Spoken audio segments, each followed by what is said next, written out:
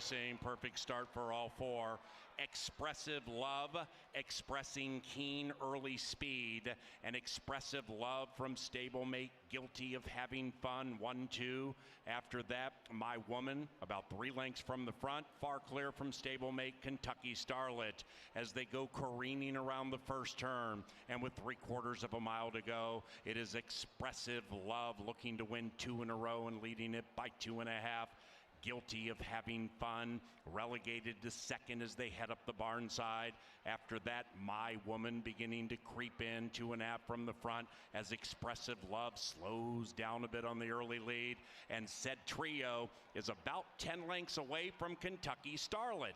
And now they zing into the far turn with about 3.5 furlongs to run, and we nearly have 3 astern. It's Expressive Love leading every step of the way so far. Expressive Love from stablemate Guilty of Having Fun, perhaps poised to pounce to the outside as Americano begins to work on Expressive Love. Guilty of Having Fun right there. My Woman switches to the outside. Bridge Mahan is going to take this one 3 wide to make it a line of 3, and stablemate to My Woman, Kentucky Starlet, is running on from last.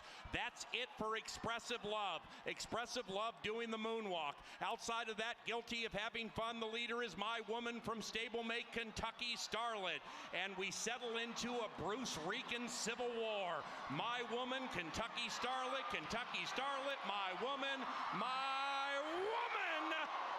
barely holds on.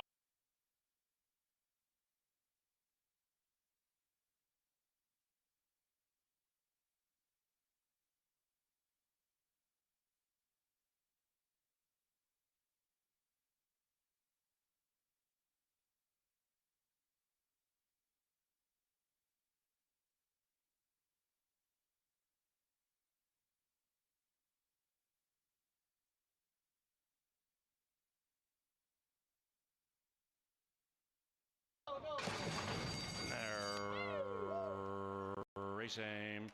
Shotgun Runner immediately with speed. It's Bob's Business grabs the lead. It's Bob's Business streaks away by 2 as they corner for the first time. The field is becoming quite spread out for 6 runners, separated by 11 already. Bob's probably flying. It's Bob's Business, nearly 5. Shotgun Runner in second by the same margin. Then it's Thirsty Vision. After that, Score McCoy is 4th, and now about 12 lengths from the front. Score McCoy 3rd last ahead of Rowan August, and the one in last is Mansoura. Well strung out. 15 covers them. They have a half mile to go and Bob to catch. It's Bob's Business 6. Into the far turn, Bob with a healthy lead. Shotgun Runner has not been asked for any run and is creeping into the leading margin. Bob's lead now is 3. Shotgun Runner in second by a mile. After that, from the back of the pack, Rowan August is rolling up to 3rd, passing Score McCoy. Then it's Thirsty Vision and Mansoura. Top of the stretch, Bob needs to re-engage because here comes Shotgun Runner.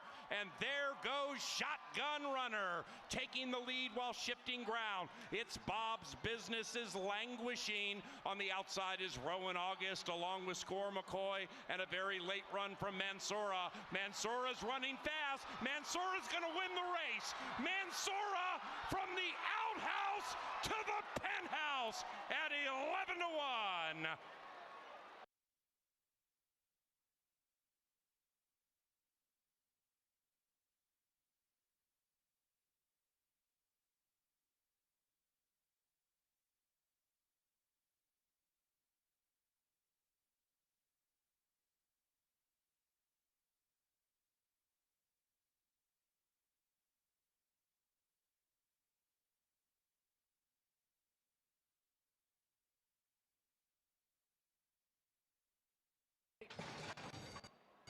And they're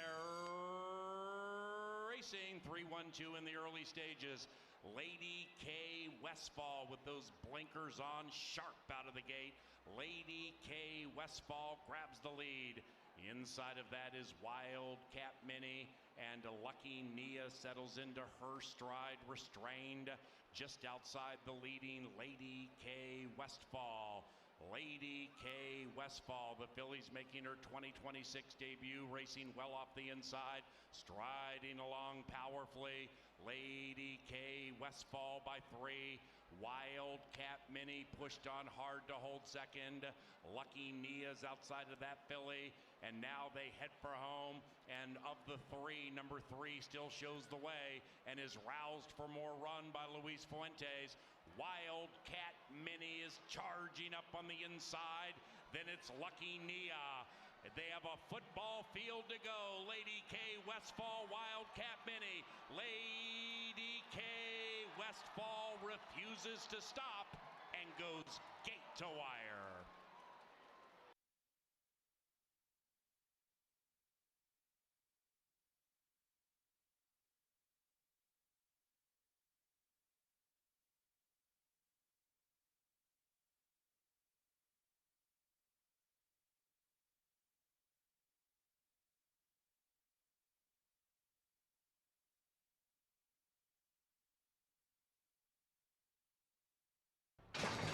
And they're racing, and they've broken a perfect line from the 5 spot. Now Then immediately shoots to the lead. That's Now Then, the even money favorite, leading it with 1 lap to go. After that, Nick's Honor taking up the running in second, about a length and a half clear from Elston Gun.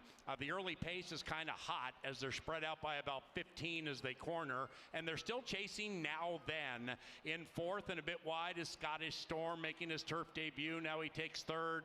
After that, we have Outlaw Run close, 5 lengths, maybe 6 from the front in fifth. Then it's a big gap of 5 back to Perfect Gamble, and the one loping along in last is Shankopotamus. Up the barn side they go with a half-mile to travel, and they're chasing Now Then and Manny Americano. It is Now Then by a length and a half.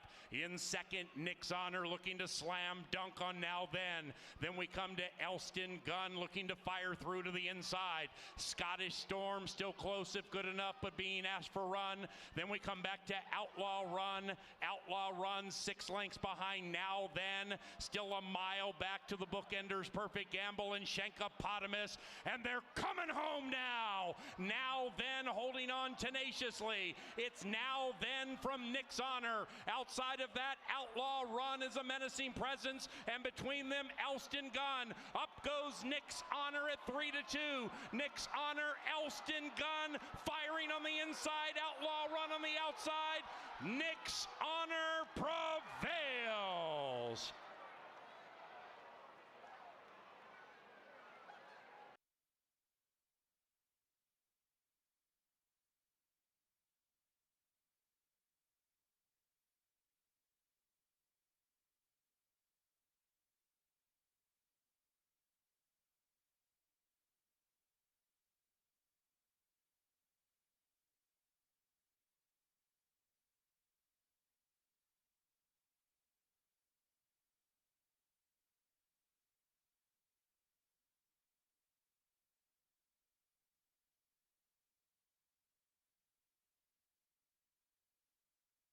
And they're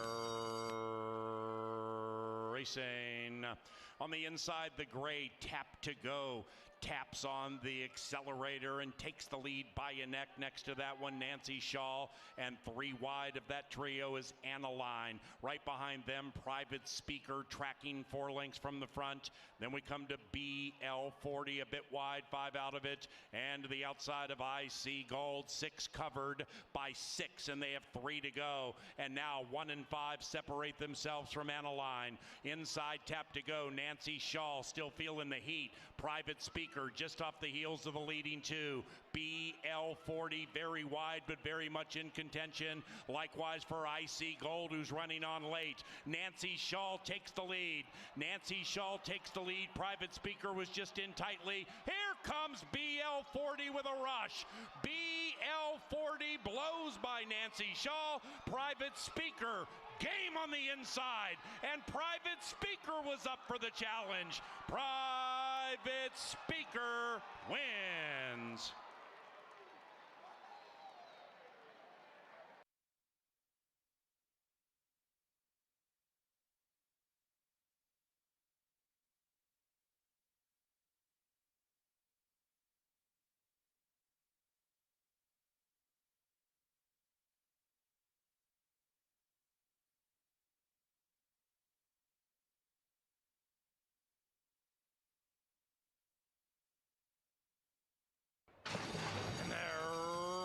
racing. Gifted Valor popped out of the gate speedily, but so did the firster, Buy Me Another. Then Halo Music on the inside takes up the running to put the nose in front. Right behind them is Kalatua, the favorites in third, in hand, trying to be in command. To the outside of the debuting Pilot's Creed. Right behind them, long shot Jackie Paper. To the inside of Ash River. Gifted Valor outbroke the field, but now is last and 8 lengths from the lead, and the lead belongs to Halo Music. Halo Music at 2.5 to 1, trying to make sweet music on a beautiful Sunday at Canterbury Park, and is looking strong. Halo Music by 5. Kalatua takes up the running to the outside. Inside of that is Pilot's Creed. On the far outside, Buy Me Another, 3 lengths out of it. Halo Music slowing down. Kalatua attacking to the outside, but Halo Music has more in the tank. Halo Music turns away the 1 to 5 favorite and is gone.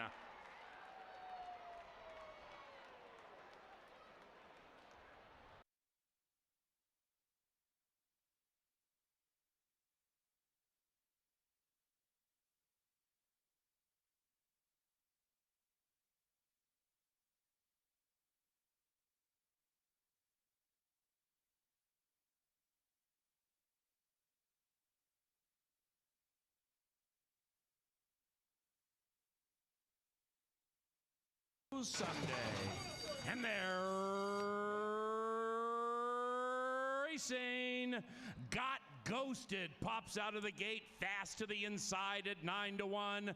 St. Charles, the fellow Minnesotan, bookending the field, takes the lead. Got Ghosted, had to check, went back to third. St. Charles off the layoff, very sharp, opens up by 2. Awesome Fantasy is right next to Mr. Fabricator, and they take up the running, chasing St. Charles. After that, Bangarang, Got Ghosted, outbroke the field, but now is second last, and that one is overtaken by Awesome Move, and Dr. Perry can see them all. St. Charles, Mr. Fabricator, behind them, Bangarang looking for a place to run. Outside of that, Awesome Fantasy, and on the far outside, Awesome Move, Mr. Fabricator, Bangarang, Awesome Fantasy.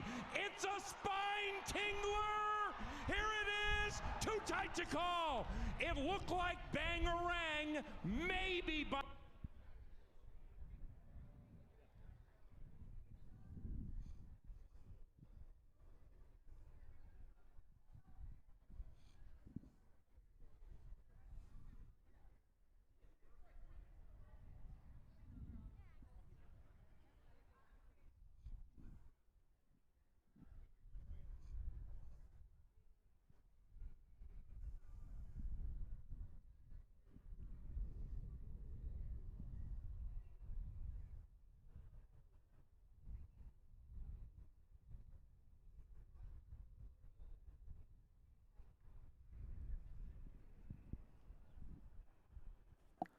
Ladies and gentlemen, please rise if you are able and remove your caps as Corey Amundsen leads us in a Memorial Day edition of our national anthem. Oh, say, can you see by the dawn's early light what so proudly we hailed at the twilight's last gleaming, whose broad stripes and bright stars through the perilous fight o'er the ramparts we watched were so gallantly streaming, and the rockets red glare, the bombs bursting in air, gave proof through that our flag was still there. Oh, say does that star-spangled banner yet wave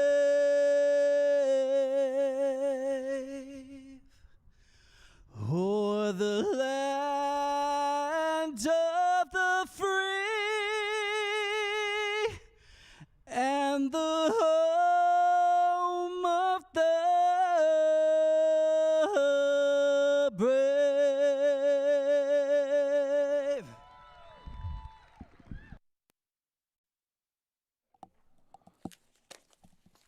Good afternoon and welcome to a holiday edition of racing at beautiful Canterbury Park in Shakopee, Minnesota.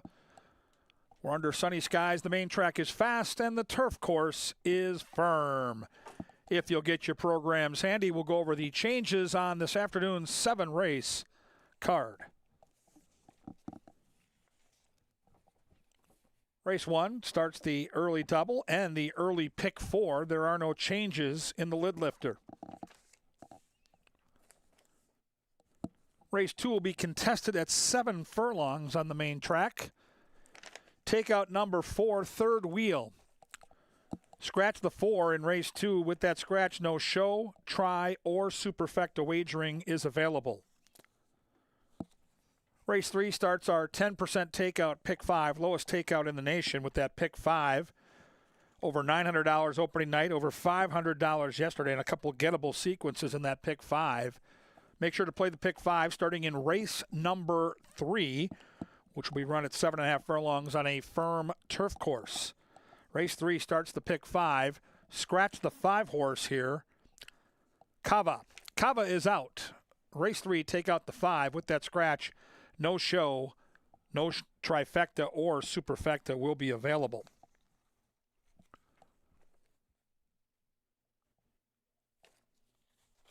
Races 4, 5, and 6 offer no changes. No changes in races 4, 5, and 6. The last change on the card happens in the lucky last. Race 7 to be run on a 1-mile distance, firm turf. Take out the 5, Melania T. Race 7, remove the 5, Melania T. Fast and firm. Very soon down in the Kenta Theater in the paddock. Today at the races with Paul Allen and Angela Herman. Up next, we call it the Fluffer. We get you ready for all the goings-on around the park, led by Jeff Madej, and here we come. Well, hello there. Thank you, Kevin. Welcome, everyone. Thank you for spending your Memorial Day holiday here at Canterbury Park. It's a special day, really, a day that all racetracks that are running recognize. Yeah, I love the holiday. It's a bit of a somber day for a lot of people, and I think it's important you remember what Memorial Day is all about.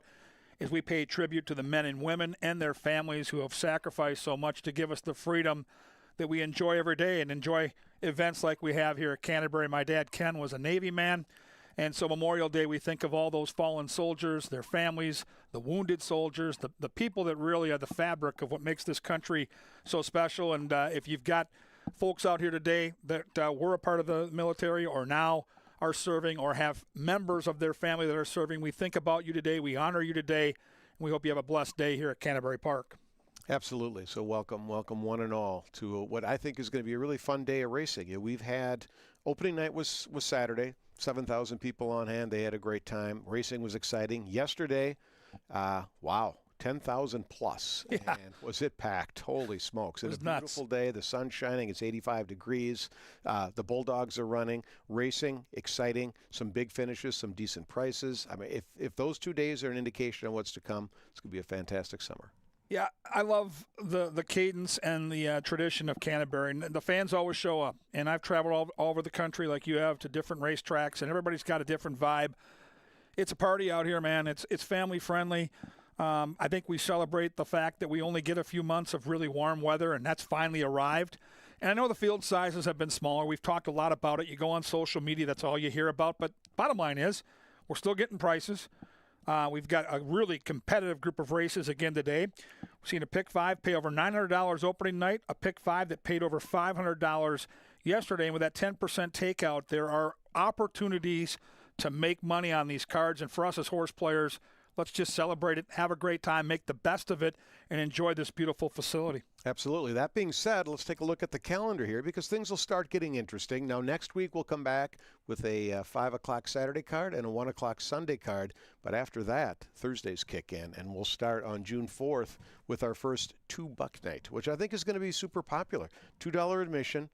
$2 hot dogs, $2 sodas, $2 this and that, and $2 cans of Budweiser. That's a big part of it because I think what's happened at Canterbury now with that 5 o'clock twilight post time is the young kids, when summer hits and colleges are wrapping up here in the last couple of weeks all over the place, they come out here and they have a great time. They start their big Thursday night at Canterbury with the $2 cans of beer and the hot dogs and the ambiance, the music, the DJ, the whole thing.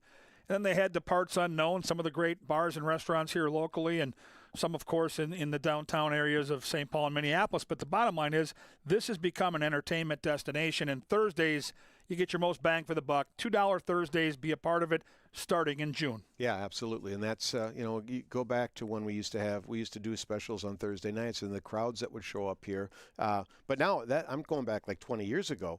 Now we're seeing those people that were 21-year-olds back then. They're adults. 41 now, and they're still here. And it's great. They've got their kids out here. They grew up with Canterbury, and that makes us feel pretty good. It's, we're early in the meet, obviously, but let's talk about the leaderboards and maybe some surprises. Now, no surprise to see Mac winning 4 of 10. It's like deja vu all over again. One that's, and we should talk about Lynn Rarick, because she had a meet at Tampa that was unbelievable. You couldn't beat her, and so far, I see 2 starts, 2 wins. You can't beat her here either. And you guys, you and Ange, and our tip sheet guy, Super Stats Dave, had the winner in the last yesterday. She had a 7-1 winner. Another long shot on our turf. Go figure. So you keep an eye on her. And this is maybe one of the surprises you're talking about. Jose Silva Jr. is going to get a bunch of wins here. That's not really up for debate. He's a tremendous horseman. But over the years, and we've been playing this track for decades, horses that come in from Arizona tend to struggle early in the meet. They sometimes need a race or two to get up to speed. And even though he's gone off as a favorite probably in 6 or 7 of those 10, he's 1 for 10. I wouldn't get frustrated. I think in the long run, Silva's going to win a bunch of races. But early in the meet, I think horses in from Tampa and Oaklawn have an edge. I think that's what we're seeing, absolutely. And you're right. Jose will put his horses where they belong so that they can win, and he'll heat up. We had a new name. We have several new names. We have a new name in the jockey colony you want to take note. Manny Americano, 5 for 13. Won 4 races on opening night. I wanted to get familiar with him on opening night and really focus in on some of his rides, especially when I went to some of the replays. He looks really good on a horse. He's getting his horses out, getting him into position, which is so important, especially on our main track. He won 4 on opening night. He's going to get bet. And I think as horse players, you have to kind of pick and choose your spots. But the bottom line is if you catch this guy at a price, get after him because he is a very talented rider. He won the meet at Arizona, as you mentioned, and certainly one of the storylines for Kwame here looks like he's going to be a good one, and no really mystery at all because Mac Robertson using both those guys. Don't sleep on Kelsey Har. I'm telling you right now, this girl brings in prices. She did it again yesterday at an 11-1 number. She did it on the turf where we see so many prices at Canterbury. But good long shot jockey. She rides down at Oaklawn Park in the winter, and most her mounts are 20-1 and higher. So her numbers really get saturated in the wrong direction. She's a very excellent rider, and she'll bring in some big numbers. Yeah, we've got a good jockey colony here. Just a good group of men and women that I think the fans are going to really enjoy. The pick 5, you talked about that. The 50-cent pick 5 with the lowest takeout in the world, 10%. The other night I compared it to taxes, right? Yeah. You want to pay more taxes or less? Of course. Well, most people probably say they want to pay less taxes. That's kind of what this is. A lot of tracks will take 15, 20, 23% out of the pick 5, and that means every dollar that gets bet in, the takeout is how much goes back to the track. We only take 10%. That's the lowest anywhere. Well, if you look at those first 2 pick 5s, the one that paid $900 probably would have paid $500 or $600 somewhere else. The one yesterday that was very gettable that our tip sheet guy, Super Stats Dave, gave you in that beautiful $3 tip sheet would have paid $200 or $300. It paid $500. It's more money for you, the players. It's the best bet in horse racing day in and day out. No matter what track you're playing, the pick 5 is the best value. It's my favorite wager by far. I'll have a ticket for you today. I'm looking forward to it. There's your ticket right there. Oh, here we are. Yeah, $36 ticket. I couldn't find a single today, Jeff. I don't know about you. I didn't see any 3 to 5 shots that couldn't lose. I didn't see any complete standouts, so I did spread a little bit. a couple of 3 balls there, a couple of 2 spots, and really very affordable at $36. I'd love you to join me and play my ticket. But like we talked about yesterday, get your group together. Let's say you're out here with 3 or 4 people. Each throw in $10, $15, build a ticket. It's a math equation, right? 2 times 3 is 6, times 3 is 18, times 2 is 36, times 2 is 72. These are all 1 50-cent ticket, so you cut that 72 in half, you get to that $36 number. It's super easy to figure out once you start doing it. Bottom line is, if you keep winning, it's a game of survival, and you can be alive to that last leg. What a rush it is. It's so much fun. It is a cool bet, and you're right. The first 2 nights we've had with not huge bombs, huge prices, they've paid extremely well for 50 cents. So it's one to look into. You've got Kevin's ticket. We'll have a lot of handicapping coming up here shortly, right down in what we call the hot tub. It's next to the paddock. It's where you want to start your day because you'll see the horses for race 1 eventually make their way into that paddock, and while you're waiting, Paul Allen and Angela Herman, 2/3 of the Steam team. Here's the other third right here. They're going to go over the card. They're going to give you winners in each and every race. So do join them. And again, thanks for being here and spending Memorial Day at Canterbury Park.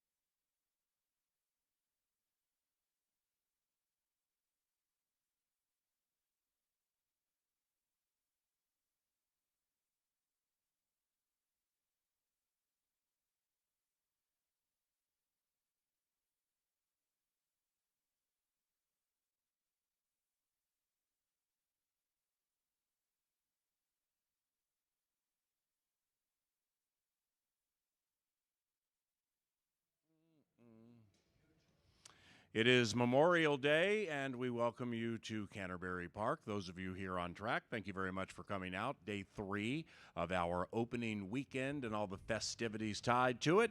And with Angela Herman, I'm Paul Allen on behalf of our television department, those in the Dark Star press box, and our management team. We're very grateful when you come out to Canterbury Park.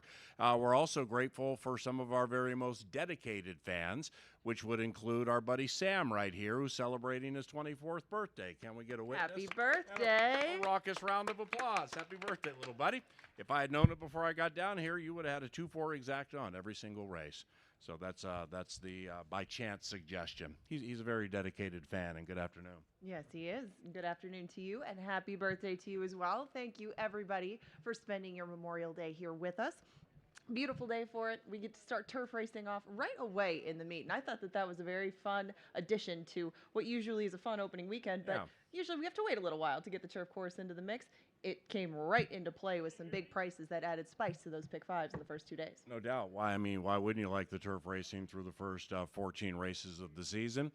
When you cash on Bangarang at 7-1, it makes life a lot easier, doesn't it, Miss Herman? Well, to propose your own question to you, do you like playing Bangarang more or Yeah. saying Bangarang more? I like saying it when I don't play it. And Oh. that was a very nice pick by you yesterday. Hopefully you can see it as clearly today.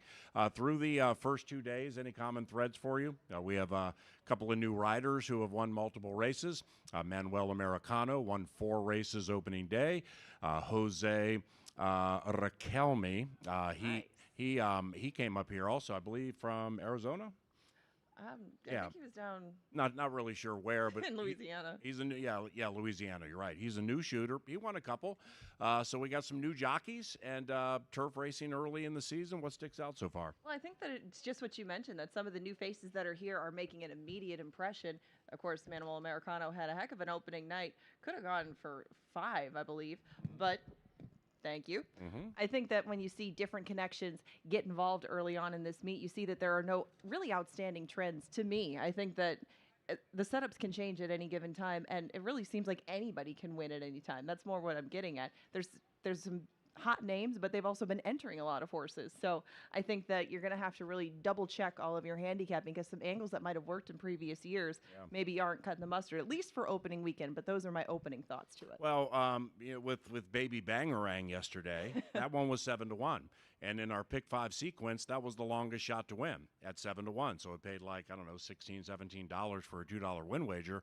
The day before, we had a horse win named Angel's Magic. That one won at 15-1. And here's the point. We're going to get to race number 3, and that's going to begin our pick 5, where we have a nation low takeout of 10%. The takeout part is what all tracks do with all wagers. It pays for operational costs and stuff like that. So it's we're not new for having takeout, but lowest takeout for that pick 5 is something that really is reaping benefits early in the season for the player, because the 50-cent pick 5 on Saturday paid $900. Yesterday it paid nearly $500.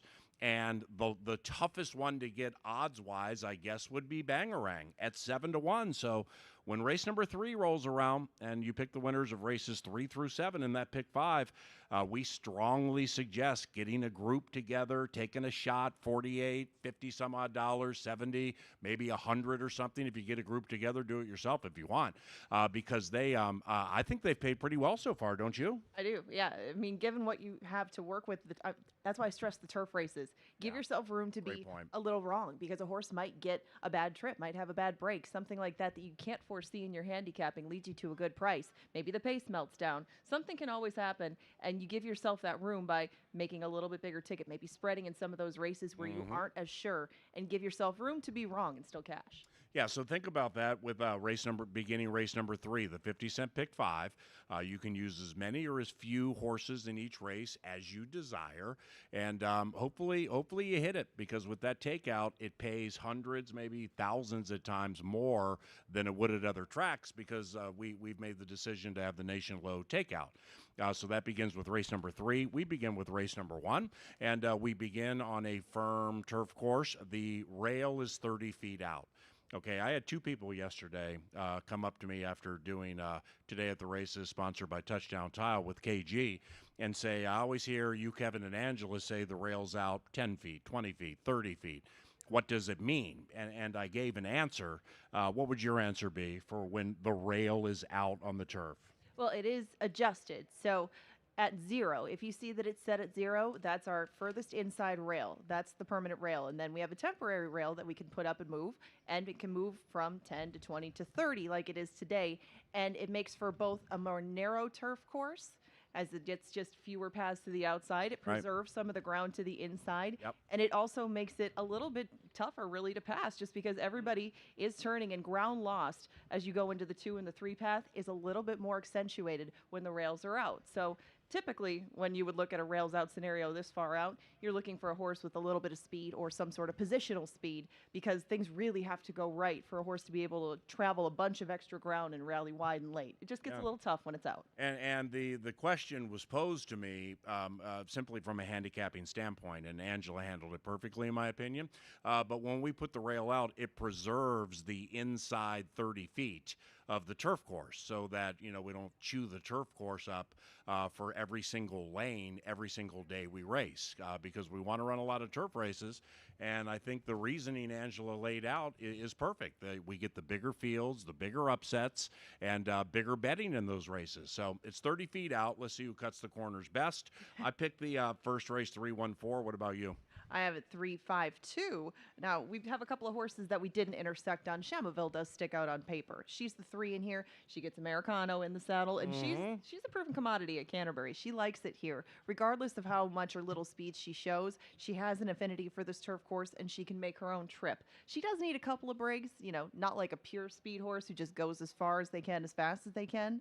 Shamaville is adaptable enough, and Americano did get to know her last time around. They beat one other horse who's in here, Fall Moon. She, on the other hand, has not shown as much of an affinity for Canterbury turf as, say, Tampa or some other turf courses that she's been at in the past. Yeah. She's got a lot of pieces, but she's still 1 for 23 up here. Fall Moon, to me, is a little bit more appealing to use underneath. Just this, she's shown this is not her favorite turf course. Shamaville, on the other hand, has. And Queen Atlas on the outside was interesting to me because she's won on dry dirt, wet dirt, synthetic. She's never won on turf, but it seems like she can handle what's thrown at her as long as the pace is easy enough. So if Queen Atlas can get the jump on Shamaville, she's the worry for me, and I would take it 3-5-2. Yeah, I went 3-1-4. Number 5, Queen Atlas, is trained and owned by Tina Birdwell. I want to see Tina win some races. I mean, she was kind enough to bring a string of horses here from Tampa Bay Downs in a very, very nationally competitive industry where getting from that part of Florida to Minnesota ain't easy. And it's costly. Yet she made that decision, and we're extremely grateful for people who do things like that. So, like, if I don't pick Queen Atlas or say I bet number 3 Shamaville and Tina wins, then that I wouldn't have a problem with that. I want to see her win some races. Shamaville first for me. The wild card here for me is either number 1 Embraceable You or 4 Chasing Shadows, and here's why. Embraceable You stretches out, goes from sprints to a 2-turn race, makes a turf debut, and has a former champion jockey, Luis Fuentes, who was our champion rider here in 2024. And Luis had a really bad injury last year, so he's just really starting to get things going now. Very talented jockey. He's going to rattle up a bunch of wins when he gets hot. Might start here with the turf debut. And with number 4, Chasing Shadows, Jermaine Bridgman is the rider, and traditionally he's a fantastic turf rider here at Canterbury. He gave a horse just a wonderful patient ride yesterday on the dirt track and won one of the races. So he's a very patient rider. And I bring all that up because I think Shamaville trying to win 3 in a row is just so on form that I think the mare is going to be super tough to beat. But if you're looking for exactas, I would go 3-1 and 3-4 in race number 1. Yeah, those connections that you mentioned, Sean Bridgman and Jermaine, not Sean, and Bruce Reekin won the first race yesterday with My Woman. That's what you were talking about. Right. And she hasn't raced on the turf in a long time. Her only turf start was 47 starts ago. Okay. So, yeah, she might be a much different filly than she was then. Just looking for her maybe late running in a sprint in the future. We'll see. Ain't no doubt. Second race with the scratch at number 4, third wheel out. So that relegates us to 4, which means, sadly for Angela, no show wagering. And also no trifecta or superfecta wagering in here. I pick it 1-2-5. I'm not, we don't encourage you to sit out races. I mean, bet them all if you're not going to come to Canterbury a lot during the season. But for those of us who are here daily, I can't say I'm a win wagering guy and I'll play a pick 5. I can't say I'm making any win wagers early in the card. I like number 1, too little, too late. I don't think the price is going to be that big. 1-2-5, Miss Angela. Okay, well, I took the 3 on top, the only remaining member of the field. Well, there we go. Yeah, I'm going to go. Might be able to get a price there. 3, 2, and 1. I'm just hoping that Ramon hits the gas and he can do what he did last year. It's just in finding a horse who likes this sort of thing. 7 furlong races are unique. We haven't done them for that long at Canterbury, and they are on our first turn in a position where inside posts do well. Now, in a field of 4, it's not going to make a huge difference, but this horse has done good work from an inside post and shown his speed and shown that he can break sharp and be where he wants to be. He has to do all of that, and he may take some pressure, but in a 4-horse field, I'm going to go with a horse that'll get brave on the front end, and I think that might be Indy Freedom. 3-2-1. Race number 3 brings us back to the turf, only 4 here because of a scratch. Scratch number 5, Kaba. Kaba scratches from the maiden race. No show wagering, sadly for Angela, no exacta wagering, and also no trifecta wagering here. The morning line favorite is Go KJ Go. Do you think that one will end up favored? And who did you take and why? Yeah, I think she probably will end up favored. She's the morning line favorite, and Go KJ Go has the races that really put her a little step ahead of the field, not just because of their recency, but because of some of the tougher horses that she's been facing. You see a lot of these horses who have gone through the motions. They've gone back and forth between claimers and maiden special weights. She has too, but Tampa turf is tough, as we've seen horses shipping up from Tampa that are coming off that turf course are fit, and they've been competing against some tough horses. So Go KJ Go with her speed is a good fit. I didn't think she would take too much pressure early from Miracle Minded, so she may get very comfortable early, and I think that she'll break her maiden today. Let me ask you this. I asked Kevin the same question. Well, for those of you handicapping with past performances, you will see a bevy of horses from TUP, Turf Paradise in Phoenix, Tampa Bay Downs, OP, Oaklawn Park. Very, very nice meeting in Hot Springs, Arkansas. Just for those 3 circuits, have you noticed anything through the first 2 days, like a circuit to stay away from, or how do you handle okay, what's coming from Tampa? How good is it? What's coming from Arkansas? How good is it? And so on. I think that it's what I was talking about kind of at the beginning. I tried to find a trend of a track that was being dominant and coming in here, but really there's been winners coming from a lot of different places. It really just depends more on the setup, because with a little bit less to work with as far as pace, you got to decide if anybody can shake loose. That's always a way to go on our track. So you always try to find someone to shake loose first and then see if you can't get past a speed duel. I thought that somebody might be able to shake loose. And even if Rumpus in Paradise shows the speed that she has before, I think that she and Go KJ Go may just move away into kind of a race of their own. May the best mare win. And it's just the fact that Go KJ Go has been running so much recently. Rumpus in Paradise only has a couple of starts since last year. So that's the only way that I swing for her. But I think as far as the trends go, you do want a horse that's fit too. It's a long ship up here. And what we talk about with that is horses are coming from Florida. They're coming from Arkansas. They're coming from Arizona. And think about if you make that road trip. Hi, John. And then you're supposed to go and run a fast race. I mean, you may need a couple of days, you may need a week, whatever it is. And the horses can't tell us whether they're feeling good after the ship or whether they need a little bit more time. We find out on the track. So even if you don't see a horse's best race the first time that they get up here, don't necessarily give up on them. The forgiveness angle, one of Paul's favorite, can be still in play their second time over this track. I'm just going for a horse that I think has had the most unfettered spring schedule, and that can play big time into these horses. Yeah, that's beautifully laid out. Did you pick a 2-1-3? 2-1-3? I did take a 2-1-3. Yeah, it's same for me, 2-1-3. About the only thing I can add here is with Go KJ Go. I think the filly's sitting on a good one. I mean, she ran 5th 2 starts ago, got it up to 2nd. Speed figure improved. She did so on the turf.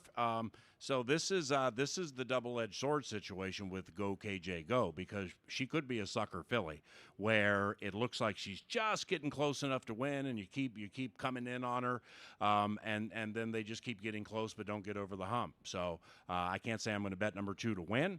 Miracle Minded's intriguing to me. I need to see what the odds are on this filly because I like the pop that she started to show in the middle stages of the Oaklawn Park races. Now she's 0 for 14, so we're starting to pile up some losses here. But at age 4, she was quite competitive middle stages of some Oaklawn races, but then you get over to the times, and you're like, wow, 6 furlongs, 115, 117, and 1. Holy cow. So that factors into it, too. 2-1-3 in race number 3. The 4th race has no scratches. Angela Herman, part of the Steam team. Purse here's $24,000. By the way, the pick 5 began with race number 3. So that's where you would start getting that group together for a pick 5. Put a nice ticket together, take a swing, because the first one paid $1,000, second one paid about $500, only for 50 cents, and the prices are not that big, and the fields are not that big. So this is a unique time to play the pick 5. Now we're up to 7 horses horses here. And the morning line favorite is Finster for Tony Rengstorff. Mac Robertson and Manny Americano have Superstar Swank. Americano, Robertson, and owner John Mentz are off to a hot start. They all have multiple victories. What you going to do here? I actually took that outside horse that you mentioned because I don't think that Finster is going to be the favorite by the time they get to the gate. I just don't see it happening. I can picture him taking some money, but I would think that the favoritism might go to Big Hammer. Just a lot of money's been going that way this meet. They've been winning races. And I just think that some of the more recognizable names, we haven't seen Finster up here, might take a little bit more money. But Finster still, I think, deserves to be, he is the favorite, but I'm going to take him on top because Tony Rengstorff has 2 horses in here. And the importance of that in entering these races, if you really want a race to go, there's a lot of races offered. If you want a race to make the card, sometimes you got to put in a couple. Right. And he's putting 2 in here. Now, both of them, I think, like do have a shot, but he claimed both of these recently. The outside horse Finster doesn't have as much speed. Arrow Star, his other horse, does, and there seems to be a lot of speed lined up to the inside of this. Arrow Star took a little step back in his first start for Tony. I think that Finster ran just as well, even though he came up just 3/4 of a length short. I'm going to lean Finster in here, but I think it's going to be one of the Rengstorff horses, so I did take it 7, 3, and 6. I'm going to go 6, 7, 4. I'll tell you in a second why I like number 6. Are you familiar with a longtime Canterbury Park owner, Byron Lindemann? Yes. Okay, well, his brother Gene's right there. And I met him before we started, and he's oh, you like that, didn't you? He's one of the owners of number 1, One Big Hoss. And so we're talking about his horse before the race and stuff, and it's going to be a longer shot in the race. He recognizes his lot in life in this race. Horse has good early speed. But I'm pulling for you, Gene, because you tagged this thing for $20,000 about 10 months ago, 10 and a half months ago. It's time to recoup that cash. So let's get a W here or maybe a W next time. But with some early speed and Luis Fuentes, who knows, right? Well, and recency to him, too. This Yeah, horse has legged speed up. on the inside. Yeah, if one horse can shake loose in here, there aren't a ton of options as closers. So I think if One Big Hoss does bring that speed to the table, who knows? Anything can happen on the front end of Canterbury. Yep.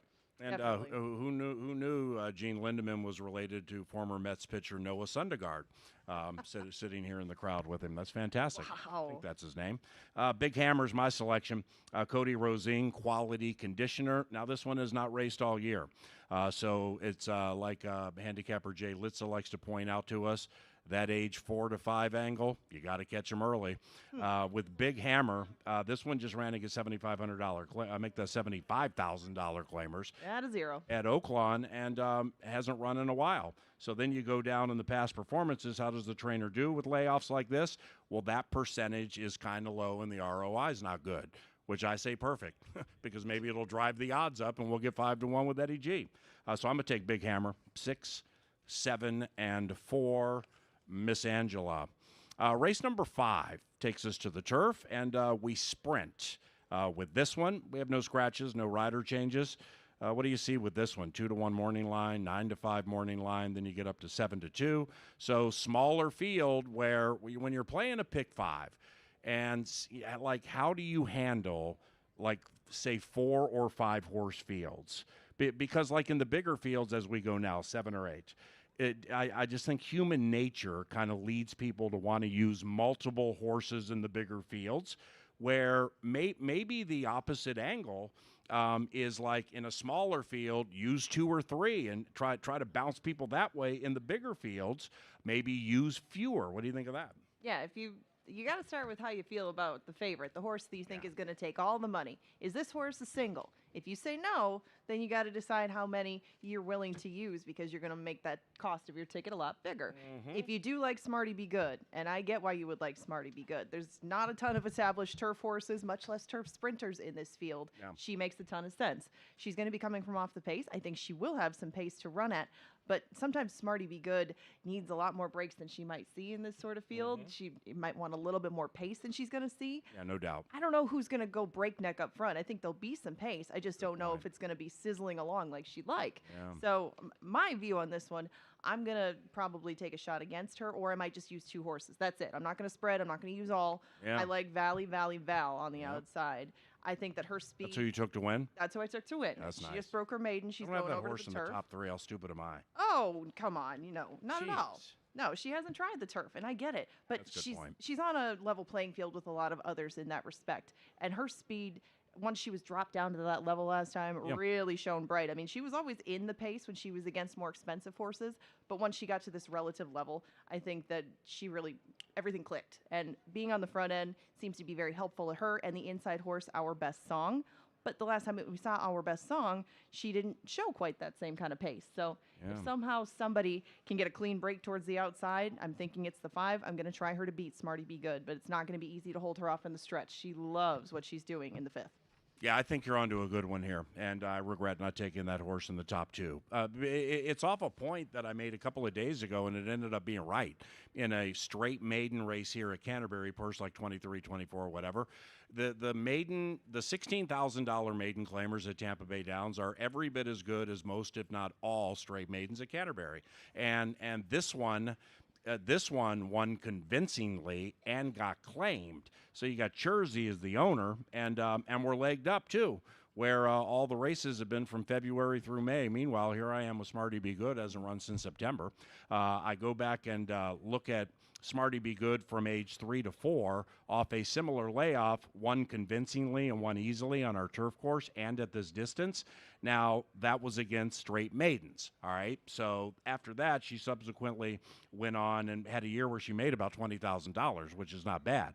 But I know she's going to fire off the layoff. I know she likes this turf course. And maybe most importantly, I met one of her owners the other day, and I think he's here right now and is bad for business to not take his horse. So I'm taking Smarty Be Good first. Probably will bet on the mare if I can get 5-2 or higher. 3, 2, 1, but I am using number 5 in my pick 5 100%. Oh, yeah. It's a fun group that owns her. I would not be mad at all if she runs me down today. Race number 6 offers 7 for you. It's Diablo season. Number 1, Orange Diablo is 5-2 on the morning line. This begins Dr. Dan's late daily double. Pick the winners of races 6 and 7, and lo and behold, you hit that double on Sam's birthday. No scratches, no rider changes. Sir Sterling has a little bit of Canterbury immortality to him in that he's running against some really good horses and made some good money here. I like number 4, Haunted Haze, quite a bit. Are you on number 1, Orange Diablo season? Oh, yeah, I am on the 1, Orange Diablo. Mm-hmm. And I feel bad. I mean, Sir Sterling, happened? poor thing. He kept drawing outside posts all the last year, gets right back in the gate, and he's the second outside horse. But still, his speed is going to be in play, as is the speed of Haunted Haze, as is the speed of Mr. Who. And I can't help but think that Gallardo is just going to be sitting chilly and comfy on Orange Diablo on the inside, just waiting. He last year established that he likes the 7 furlong distance. Yeah. Did it over a wet track, and I guess maybe you can contest that he prefers a wet track to a dry track. But still, he's worked and run well enough on our dirt. He broke his maiden on our dirt, going a little bit shorter. Made $250,000. Well, if this is the distance he likes and this is the surface that he likes, Love it. who am I to pick against him? He drew the perfect spot for him, too. If he can get out any sooner than like the 16th pole, I think they won't hold him off. So I took it 1, 4, and 5. I take it 4, 5, and 2. I'm going to go with Haunted Haze, third off a layoff, so we have the legged up factor working our way. Also, Constantino Roman picked up a turf victory yesterday riding this Canterbury turf course. Some of these new shooters are finding with the sweeping turns. It's a different turf course. Takes some turns around it to figure out exactly how to utilize that metaphorical clock in the head. But Constantino Roman knows his way around it. And Haunted Haze, in the only 2 races this year, first and second, made about $15,000. So the 6-year-old is sharp right now, 2 for 6 on this turf course. It's going to be on or near the lead, which I like. And so I'm going to pick him to win, and I'm going to bet him to win. I take Out of the Dark second. How about Out of the Dark at Canterbury Park? Out of the Dark, 9 for 10 in the top 3 at Canterbury. And I think this distance will be okay for Out of the Dark, coming from mile 40 at Tampa Bay Downs, cutting back a bit. Q's looking for a victory, too. And Mr. Who has never won at this distance, but did some damage here last year, right? Won one race. And or did not win a race here last year. No, was 5 for 7 in the top 2 overall last year. But I mean, do you think Mr. Who can grab that lead and never look back? No, not with Sir Sterling and Haunted Haze Mm-hmm. in the field. All credit to Mr. Who. That speed has made him a lot of money and got him very far. I just don't like that he landed furthest inside of those three because the other two are That's a good really point. going to have to gun out of the gate to get where they want to be. So I didn't. I want to usually latch onto a speed horse. I couldn't in here. I think that Orange Diablo is going to set a perfect trip. And Out of the Dark will be coming late. But to get me a mile race for him on the dirt, sign me up. I will put him right on top. Race number 7 to close opening week at Canterbury 3-day festival. This is the Bangarang Special. We close a racing card on the turf. Scratch number 5, Melania T. So we have 5 battling here. Do you think Everything Bugs Me is absolutely going to be favored here, or is it a little wide open? I think that Everything Bugs Me deserves to be the favorite, but I actually went another way. I tried to go back and forth between a couple, decided who might be the slightly better price. I think it might be the 3, Clearly Authentic. And I have watched this one back to December at the fairgrounds, do a radio show every so often, and we cover some of these races from the fairgrounds. And the way that she broke through in victory that day, I mean, just whoop, getting through on the inside and drawing away. Clearly Authentic really showed, I think, that she fits with this class, that she likes the turf. And that race is so much different than anything else that she's put on the page. Yeah. I'll talk a little bit more about her in the angle, but I do like her quite a bit in here. And I think that even though she's been closing in her races, she might find herself a little bit closer today with less to do and really show her class now that she's up at Canterbury, too. I'm going to bet number 1, Mighty Maddie, to win. That's how I'm going to close my Memorial Day. We have a speed and fade pattern with Kelsey Haar, who just rode a wonderful race yesterday with Mansoura. Likewise for Outlaw Run, too, but that horse kind of hung a little bit. So we got a speed and fade situation here where I think the horse will be better this start than she was at Tampa Bay Downs about 3 weeks ago. And from that last race up to this race, we have a work in between. So they're creatures of habit, and all the patterns there seem to add up. She just now needs to be good enough. Plus, she knows how to win on the turf. So I pick it 1, 6, and 3. Great job this weekend. Great job to you, too. And thank you, everybody, for coming out here. Paul? She's Angela Herman. I'm Paul Allen. Kevin Gorg is the other member of the STEAM team. You'll see him down in the paddock and also on television monitors with the power play coming up relatively soon. And on behalf of our TV department and everybody else here at Canterbury, enjoy yourselves today. And we look forward to seeing you each and every time you opt to come to Canterbury. And we're very thankful and grateful when you do. Have a good day.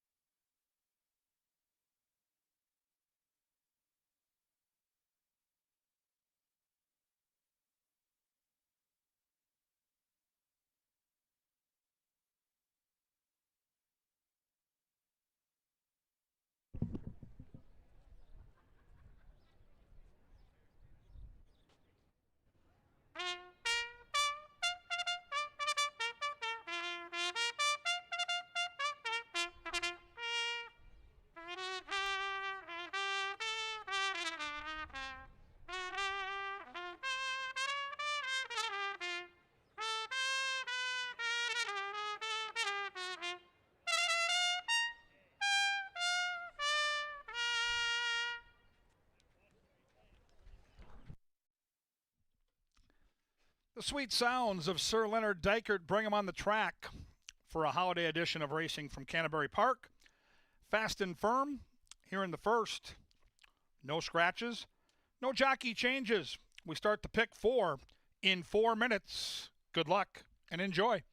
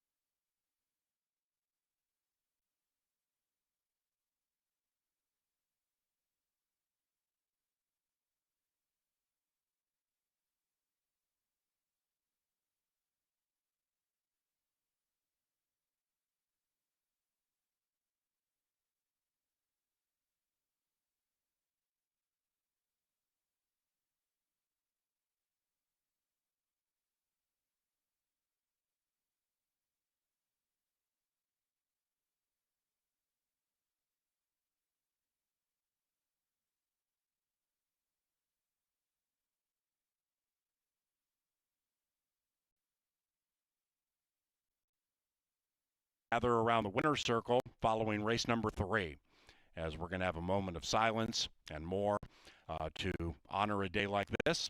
That'll be after race number 3. Thank you very much for spending part of your holiday Monday with us at Canterbury Park, and enjoy today's races.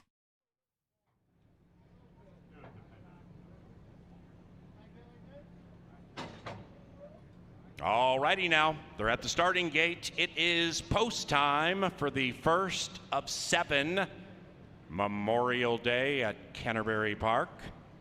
Today's races are provided by Budweiser and Folds of Honor. Our featured group are those here with Whiskey River, our first favorite, Shamaville. Shamaville heavily favored. The new shooter at Canterbury Park, Manuel Americano, the rider, won 4 times Saturday. Chasing Shadows and Bridgie last in line. Queen Atlas looking to rule over the field at 4.5 to 1. Welcome to the show, Turf Time. And they're racing, and they've broken a perfect line. Queen Atlas and Fausto da Silva gallop off to the early lead, now at 2.5 to 1. Queen Atlas wins the run into the first turn, and outside of that one is Embraceable You. This one is making her turf debut. She's also on the stretch out. Fall Moon, the 9-year-old, 4 lengths from the lead, and the lead belongs to Queen Atlas. About 3 lengths behind that is the gray Shamaville, looking to extend the winning streak to 3, and will have to do so from 8 lengths out of it. And the one in last is Chasing Shadows, chasing the other 4. Up the barn side they go. Race 1, Memorial Day, CBY. 3.5 furlongs to travel. Queen Atlas by 3. Embraceable You in second by 5. Shamaville now pops out of the crowd about 8 lengths from the front to the inside of Fall Moon, still needing to give a bit more. Then we come to Chasing Shadows, 10 lengths out of it, and Queen Atlas is going to try to sail wire to wire. Queen Atlas still clear. Shamaville is the gray behind Embraceable You. Outside of that, Fall Moon, the 9-year-old's feeling good about herself. Here comes the veteran Fall Moon as Queen Atlas slows down. Shamaville between them. That's it for Embraceable You and Chasing Shadows late. It is Fall Moon from the favored Shamaville. Fall Moon, Shamaville. Shamaville has won 3 in a row. 3, 2, 5 in the lid lifter.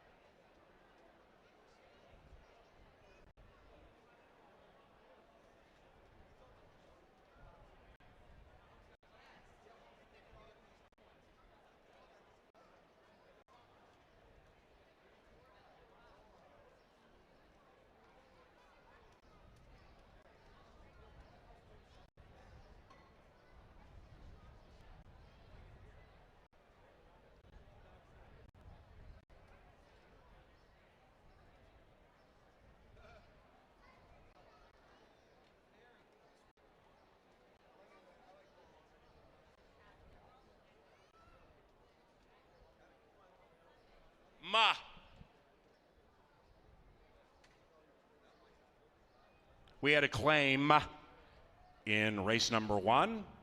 It is 3254 unofficially. We had a claim in race number 1. Stand by for the information.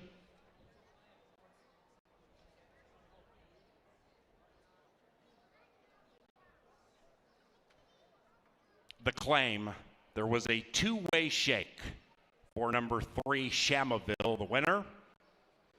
And the gray heads to trainer Martin Escobar for Rocket Wrench Racing. Winner tagged 7,500, Escobar Revac.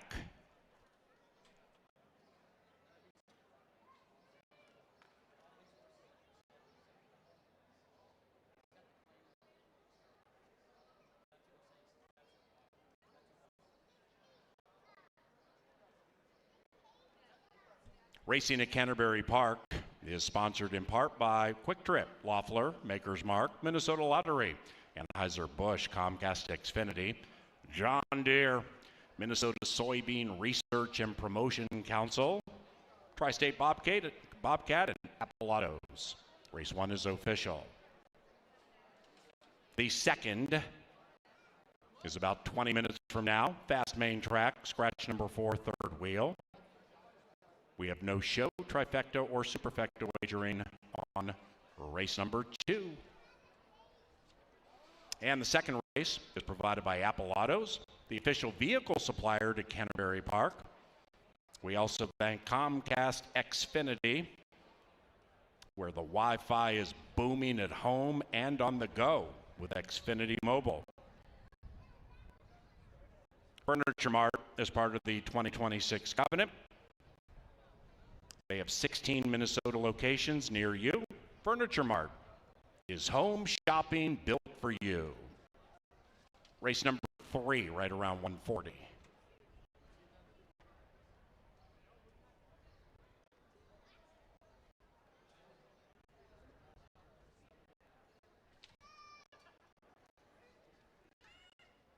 From Phoenix to Shakopee, it's 3 in a row for the mare Shamaville. And the winning rider, Manuel Americano. The winning owner, Jose Silva Jr., and the winning trainer, Jose Silva Jr.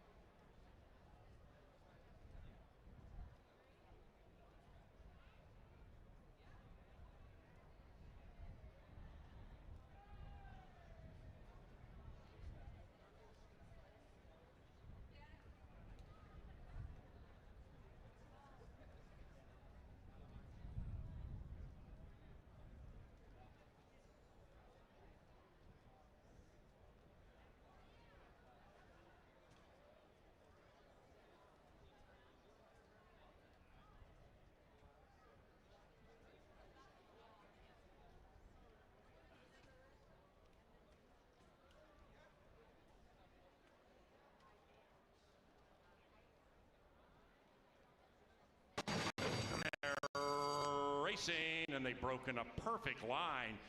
Queen Atlas and Fausto da Silva gallop off to the early lead, now at 2.5 to 1. Queen Atlas wins the run into the first turn, and outside of that one is Embraceable You. This one is making her turf debut. She's also on the stretch out. Fall Moon, the 9-year-old, 4 lengths from the lead, and the lead belongs to Queen Atlas. About 3 lengths behind that is the gray Shamaville, looking to extend a winning streak to 3, and will have to do so from 8 lengths out of it. And the one in last is Chasing Shadows, chasing the other 4. Up the barn side they go. Race 1, Memorial Day, CBY. 3.5 furlongs to travel. Queen Atlas by 3. Embraceable You in second by 5. Shamaville now pops out of the crowd about 8 lengths from the front to the inside of Fall Moon, still needing to give a bit more. Then we come to Chasing Shadows, 10 lengths out of it, and Queen Atlas is going to try to sail wire to wire. Queen Atlas still clear. Shamaville is the gray behind Embraceable You. Outside of that Fall Moon, the 9-year-old's feeling good about herself. Here comes the veteran Fall Moon as Queen Atlas slows down. Shamaville between them. That's it for Embraceable You and Chasing Shadows late. It is Fall Moon from the favored Shamaville. Fall Moon, Shamaville. Shamaville has won 3 in a row. 3, 2, 5 in the lid lifter.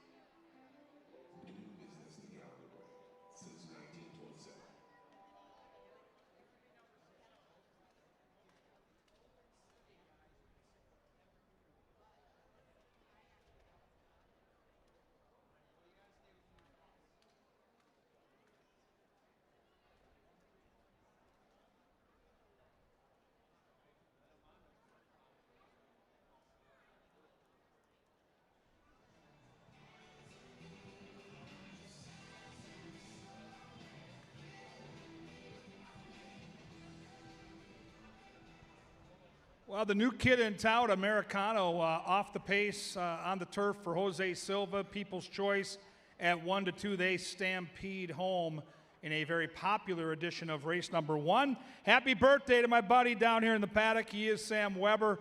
You can follow him on social media. He's outstanding. Huge fan at the track here. He's 24 years old. Sammy here celebrating his birthday. Where else would you rather be? With all our friends here at Canterbury Park. Hopefully Sam has a good day. Hopefully you're having a good day. Holiday edition of Racing Fun Card. We've seen big prices on the turf all weekend, and we've got some good turf races later in the card. Up next is a 7-furlong race. We haven't run a lot of 7-furlong races over the years at Canterbury. We're kind of new to this, but I like it. It gives some of those route horses that maybe don't want to go that far the chance to run at a longer sprint distance. And here's a horse that's likely going to be very popular at the betting windows. This is number 1, Too Little, Too Late. The jockey Americano looks to sweep the early double, and the way this horse won at 6 furlongs in Arizona last time sure looks like the horse wants extra ground. He blew that field away, pulling away late with Americano in the saddle. Inside post, and do note, when you're out there watching on the track side, it's way on the right-hand corner. It's kind of a button hook into that first turn. So he'll save every inch of ground. Crafty Pilot, without a doubt, the horse to beat is the 1, Too Little, Too Late. Number 2 is Buzzing a Karma. De Silva gets the call for Jose Silva, third off the bench. Flash speed going longer last time on the grass. This horse, I think, will have a prominent effort here. Should be on or near the lead. Looks good in the paddock, too. On the muscle. Look at that coat. See how the sunshine is banking off that coat, kind of like a freshly washed car? That's what I look for in a racehorse. 2 makes a real nice impression here in the paddock. Angela Herman likes the 3, Indy Freeman, and Indy Freeman's a Tampa shipper, and Tampa shippers, year in, year out, do very well at Canterbury, but specifically in the early stages of our meet. Tampa is a very tough circuit. It's a deep, heavy track. Horses come into Canterbury legged up from Florida, so I see Angela's angle. The distance should be good. Ran at 7 furlongs here at Canterbury last year and won easily, so has the experience of doing what he's being asked to do here this afternoon. 8-1 morning line on the outside horse. That's where my pen landed. I'm going to take a swing with the 5. Now, with the scratch of the 4, we're not going to get 8-1, but I think we'll get 3, 3.5, maybe 4-1 if we drift up late. This is Hay River. Eddie Gallardo gets the call for Lynn Rarick, a Tampa shipper, and I love the fact that last time out going longer, 1.70 miles, the horse flashed some speed and got tired. Now we're on the cutback. Trainer's doing well. Won again yesterday at a price. I think this horse gets a very nice stalking trip. Eddie G gets the leg up. I'm going to get my money and get to the window and get some cash. Number 5, Hay River. Hey, what do you got here, folks? Who do you like? This game's all about putting your money where your mind is. Solve the puzzle, get paid when the race gets over. Only 4 of them, but all 4 with a legitimate chance on paper. Right now they head down the tunnel. Soon they get the best bugler in North America, Sir Leonard Diker, with the call to the post. Enjoy.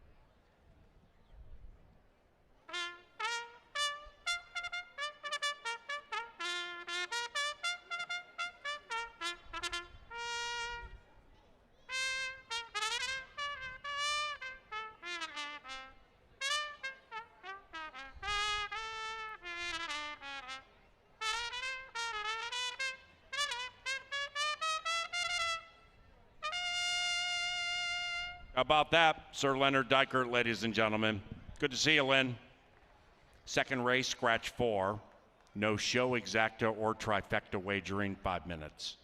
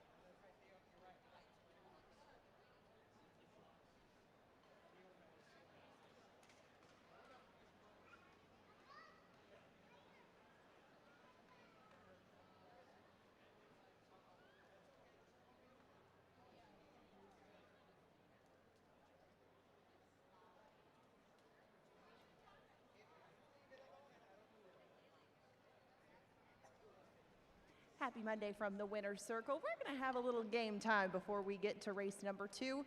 We're going to play a game called Find Lucky. So if you've ever played Where's Waldo, it's a play on that, where we're going to have to find Lucky in the crowd down here in the Winner's Circle. I got a couple of contestants. 4 eyes are better than 2. Who's playing today to find Lucky? Meyer. And? Finley. All right, now you guys, I have the binoculars. You can use the binoculars, and in 30 seconds, you gotta find Lucky. You guys can help in the crowd. If you find Lucky anywhere next to you, try to get these guys' attention, and you guys could win some money to the gift shop. All right, you guys ready? All right, you got 30 seconds starting now. All right, start looking maybe over there. Work your way towards the left. I don't know. Does anybody see Lucky out there? Can anybody help these two find him? Where do you see Lucky? Where do you see him? Oh, right there. Right there. Oh, I see it. Right there. Oh, you found Lucky like that. Wow, give him a round of applause, you guys. That was pretty sharp. You didn't even need the binoculars. How did you spot him that fast? Because the people were pointing. That's pretty sharp searching, you two. Congratulations. You're going to get 20 bucks to Lucky's gift shop. Maybe he can help you pick something out in there. And thank you very much for playing. Thank you. All right, if you want to check out Lucky's gift shop, join them and go on a little shopping spree. It's down on the first level by the paddock.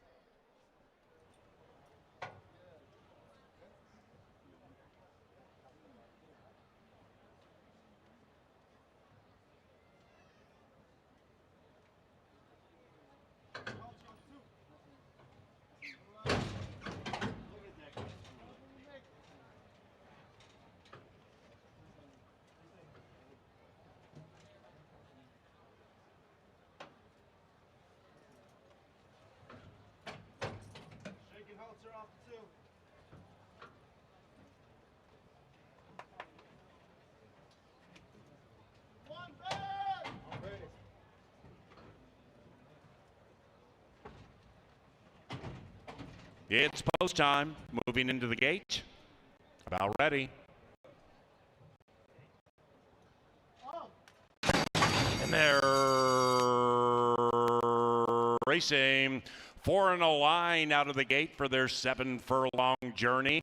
And Buzzing's Karma comes zipping through to the inside and grabs the lead, runs away by 1. Indy Freedom is next to the outside of Hay River. Then we come to Too Little Too Late. That one is 6 lengths from the lead as they head up the barn side. And with 5 furlongs to go, they're chasing number 2. And it is Bazinga Karma. That one is trying to take them gate to wire into the far turn and is 2.5 to 1. The lead is a measured 1 from Hay River, Indy Freedom, and Too Little Too Late is creeping in, still about 4 or 5 lengths from the lead, and is taken to the outside as they approach the top of the stretch. Still on the lead is Bazinga Karma with Fausto da Silva outside of that. Hay River trying to apply some pressure, and Too Little Too Late, the heavy favorite, is striding out on the 3 wide side. Rider has the red helmet cover. Inside of that, Indy Freedom, here they come. Hay River into the final furlong, but for how long? Too Little Too Late applies pressure to the outside. Hay River 5 to 1. The favorite Too Little Too Late on the wrong lead and won't go by. It is Hay River at 5 to 1 prevailing.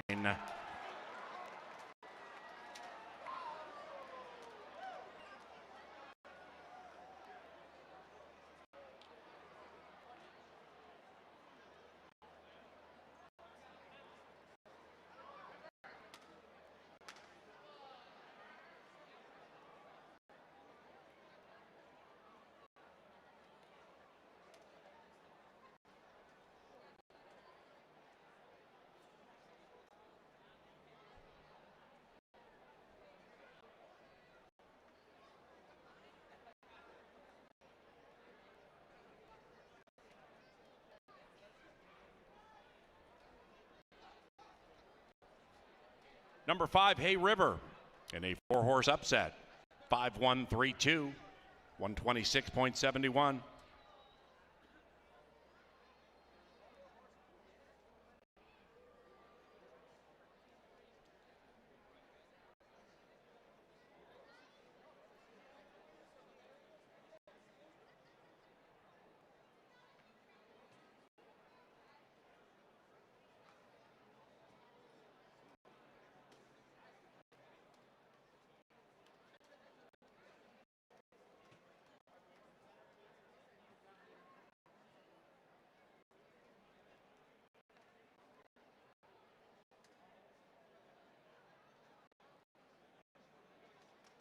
The second is official.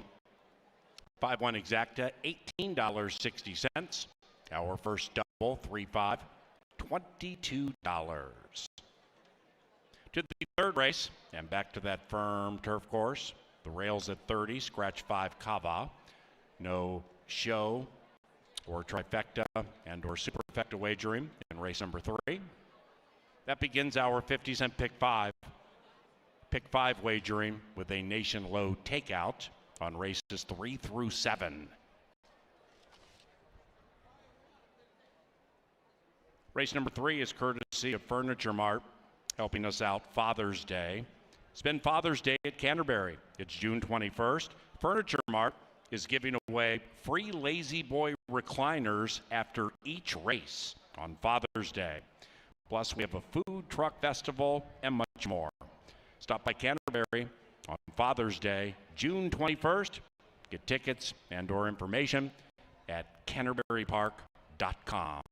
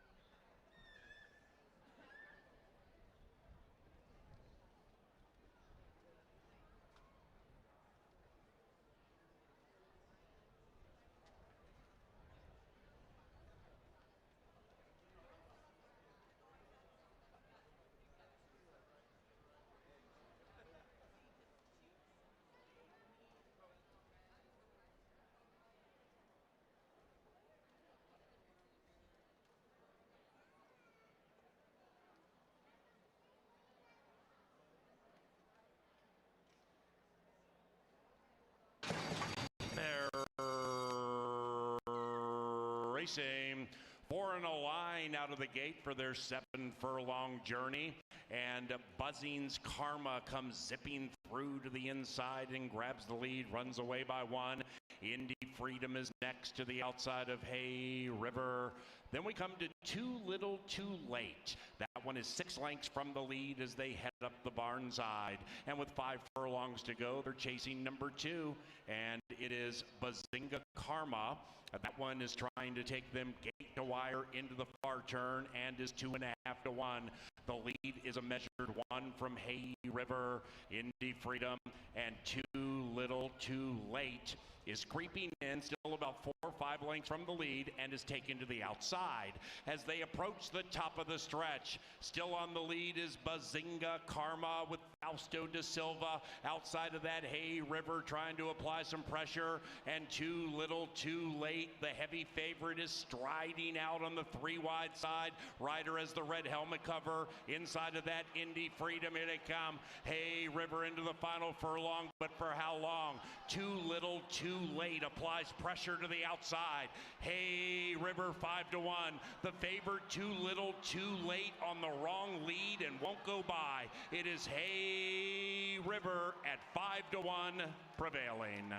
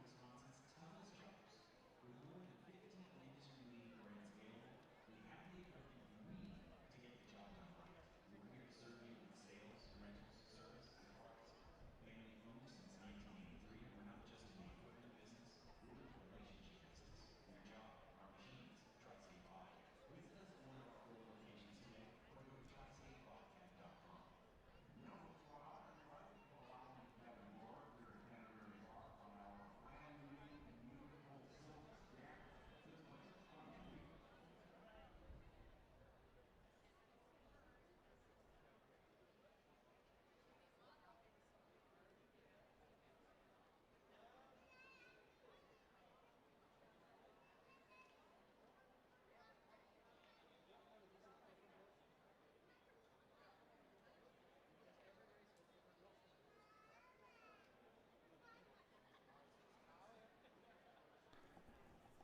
Welcome upstairs to the prestigious Press Box TV studio, getting set to play the Pick 5. Folks, learn how to play this. It's the best bet in horse racing. 10% takeout, lowest in the country. Here's my ticket today. It's going to be a $36 play. How do I get there? Well, 2 times 3 is 6, times 3 is 18, times 2 is 36, times 2 is 72 different 50-cent tickets, which adds up to 36. It's a game of survival. Long as these horses win, one of the 2 or the 3 here and onward, getting down to the 5th race, the last one standing shares the pot. It's paid over $900 on opening night, paid over $500 yesterday. I like the 2 a lot here, but I do think the 3 is the danger, so I use just a couple here. Races 4 and 5 I thought had some upset potential. For me, the pick 5 comes down to race 6, and I'll get to it in my power play here in about 10 minutes, but I've got a horse that I think could upset race number 6, and in the 7th, I think it is the 3 or the 6. I'm bullish on the 3. So it's a very manageable ticket, and again, it's the best value in the game. Get your friends together, get your family members together, throw in a couple of bucks, play the pick 5, have some fun with it, and we'll handicap together as we start the pick 5 here in race 3, a tough race on the turf. We need an expert to analyze the race. Let's go downstairs to Angela Herman.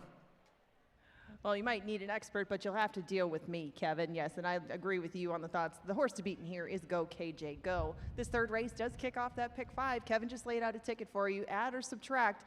It is the best value out here. 10% takeout on that pick 5. And if you would please scratch the 5 out of here in the first leg of it. We're left with the field of 4 and fairly evenly matched on the board. Go KJ Go is taking a ton of money. But we got to start with the filly tour inside, because Rumpus in Paradise is going to make a difference in this field because she has more speed than she was able to show last time. She didn't break that well out of the gate. She got stuck behind horses, but she wanted to go. And Rumpus in Paradise on the inside, I think, will be able to just naturally show a little bit more speed with less to deal with and less traffic early. If she can last is the big question, because I would guess that Go KJ Go to her right is going to keep things interesting at least and breathe down her neck. Rumpus in Paradise was still very game in defeat 2 starts ago. That was her first start of the year, and that was on the dirt. Now she gets back to the turf. And last time, even though she was making up good ground late, it looked like she got a little bit green on the outside. She's still only 5 starts deep into her career. Still upside for her, still some things to learn, and the ability is definitely there for the filly that's 2-1 as opposed to even money in Go KJ Go. She is going to follow her out of the saddling enclosure, and she's going to make her first start up here. But she went back and forth between Maiden Claimers and Maiden Special Weight Company down at Tampa, and also switched surfaces a couple of times. So Go KJ Go can be forgiven for those dirt races that aren't really a part of this equation, but she did show speed in some of those as well. And I would think that Go KJ Go and Fausto da Silva will not be too far off the lead at any point of this. Go KJ Go finished off pretty well last time. She was just 2nd best behind a filly named Take Dat, and Take Dat was a pretty heavy favorite that day. Go KJ Go will assume that role today for Nick Goodwin. And me, KG, and Paul all going to hop on board with her. So apologies if you are playing along. They have to carry all 3 of us, but she looks more than up to the task at that at currently even money. 3-1 is the price you get on Miracle Minded. There is an owner correction with this one. It's both Ringstorff Racing and Guy Grooms, but Tony Ringstorff puts this one on the track for the 15th time. Miracle Minded last year had really put herself in good position early in some of her races. Miracle Minded does have a certain degree of speed. I just don't think it's the speed necessarily to take the early lead. She's just been sitting and tracking trips and just kind of staying right there, you know, hanging with her friends. But Miracle Minded has picked up quite a bit of cash along the way.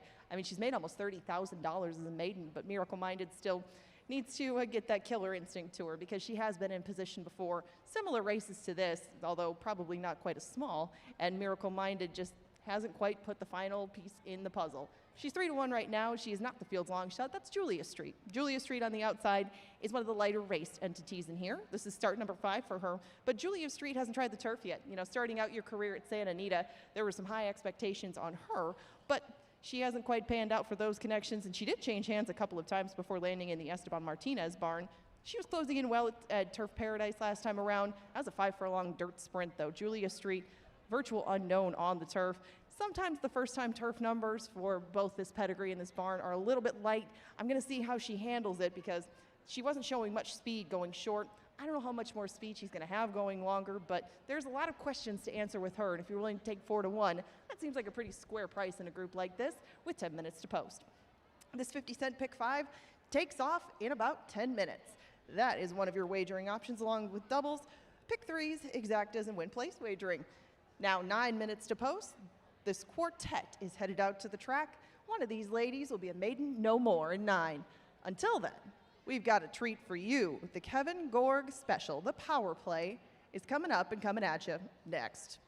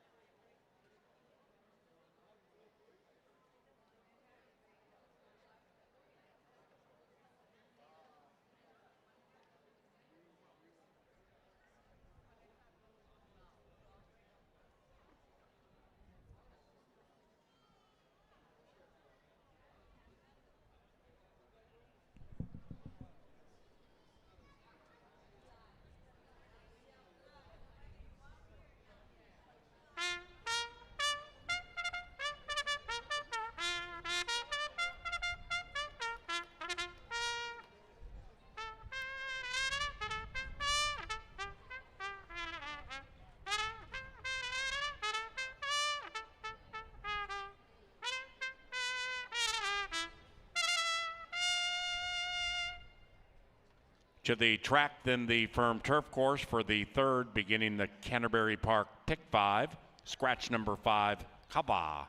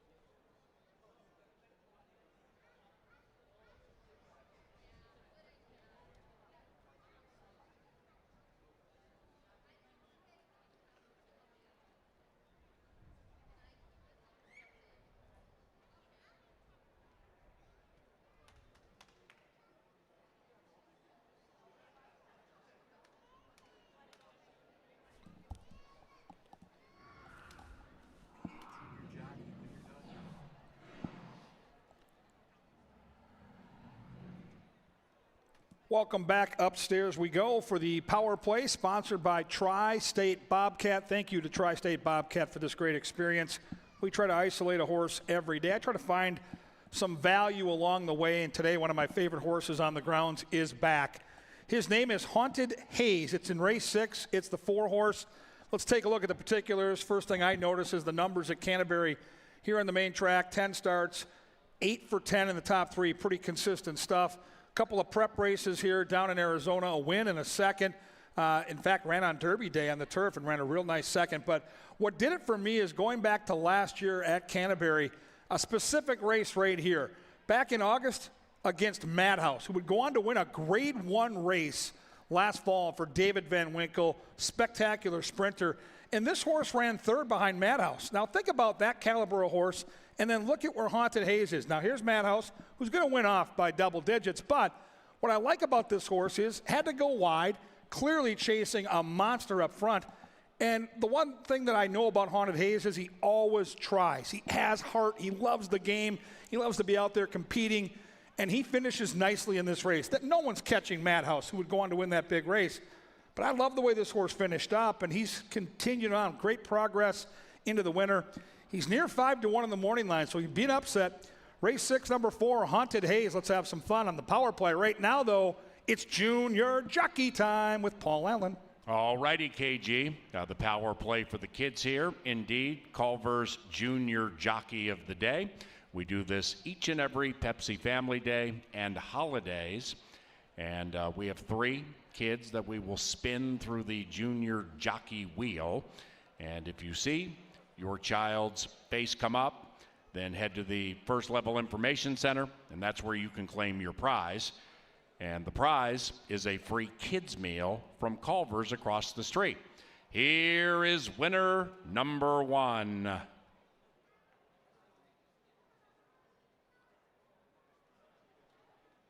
All right, little buddy, congratulations. Head to the First Level Information booth. That is Junior Jockey numero 1. What about number 2?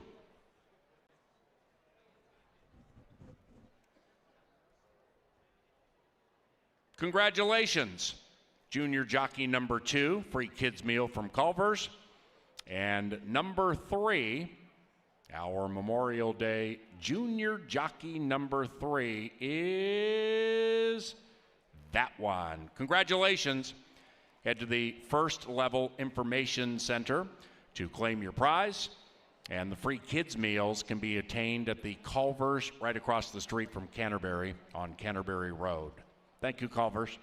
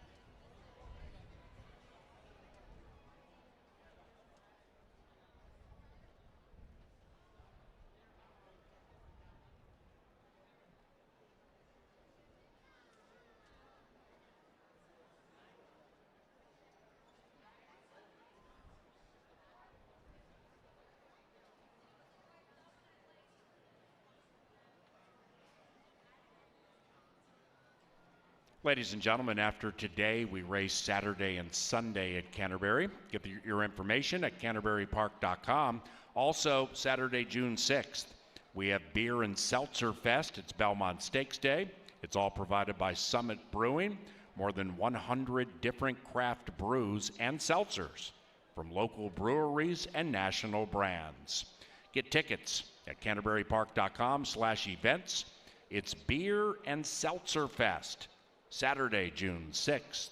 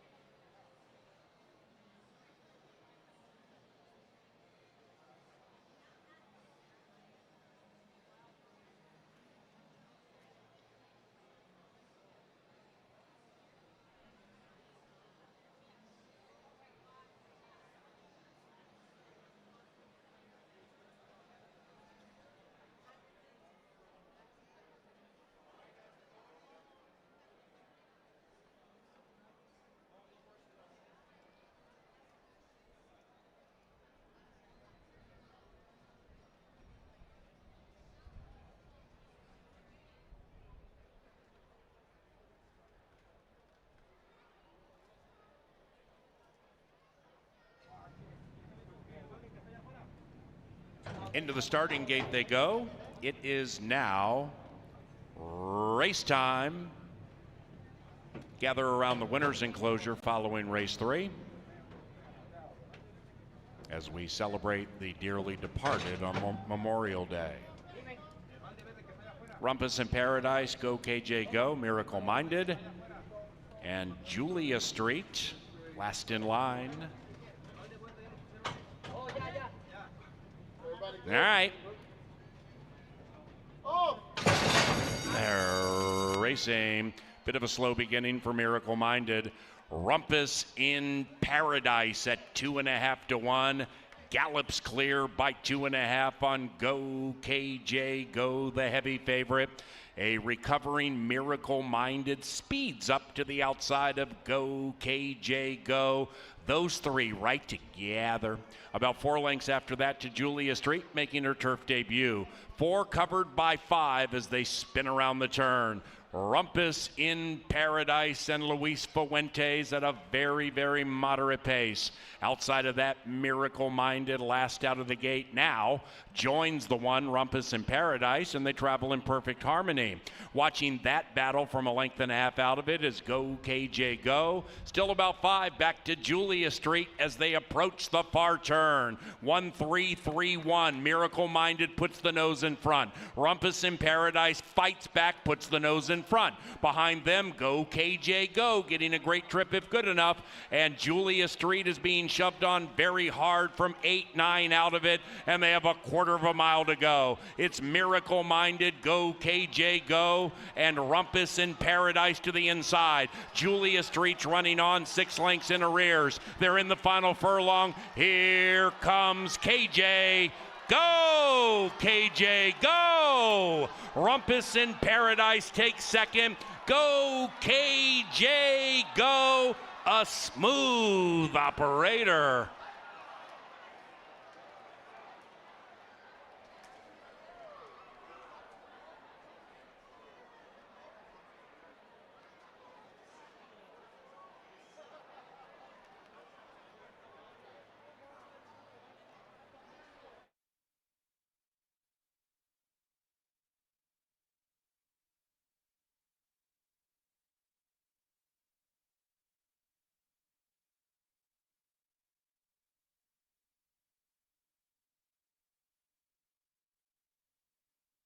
Number 2, Go KJ Go. First, it's 2-1-3-4.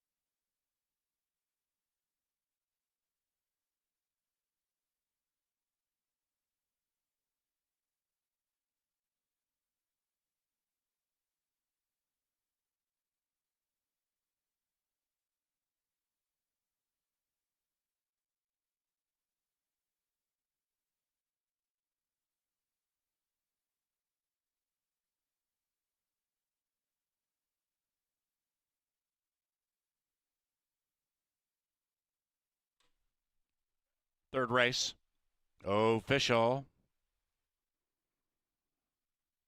First pick 3 today, $30. Race number 4 is on a fast main track. No scratches, no rider changes. And race number 4 is provided by Jim Beam Bourbon. Elegant, smooth, refined. We thank our sponsor, Jim Beam. Likewise for Busch Light, a proud sponsor of racing at Canterbury Park. Touchdown Tile is the official renovation partner of Canterbury, and Old National Bank is our official bank partner. And we thank you.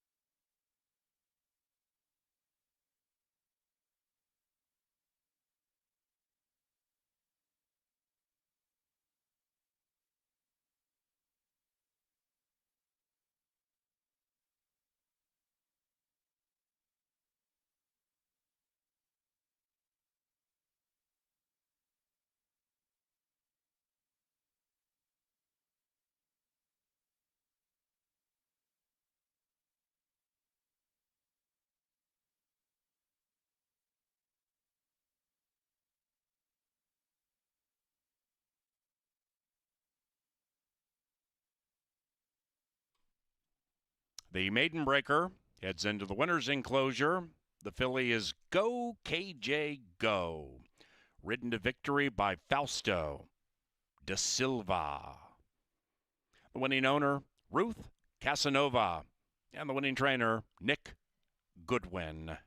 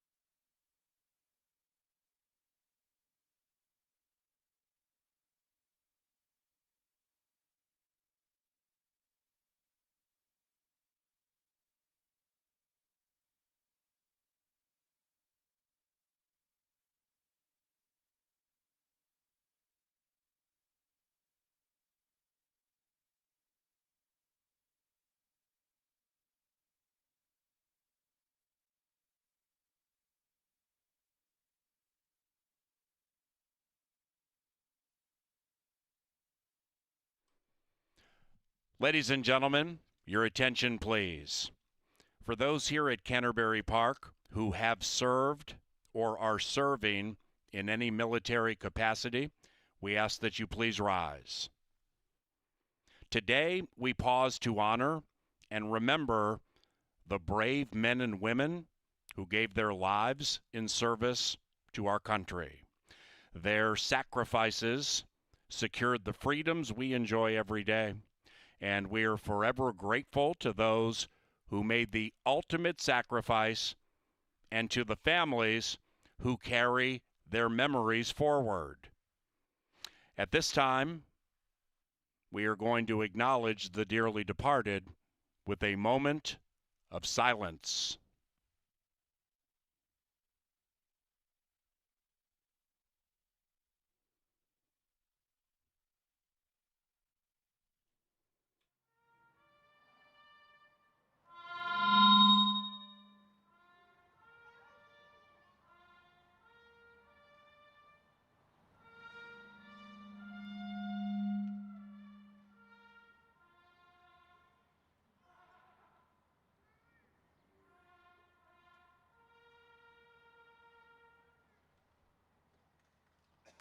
Thank you.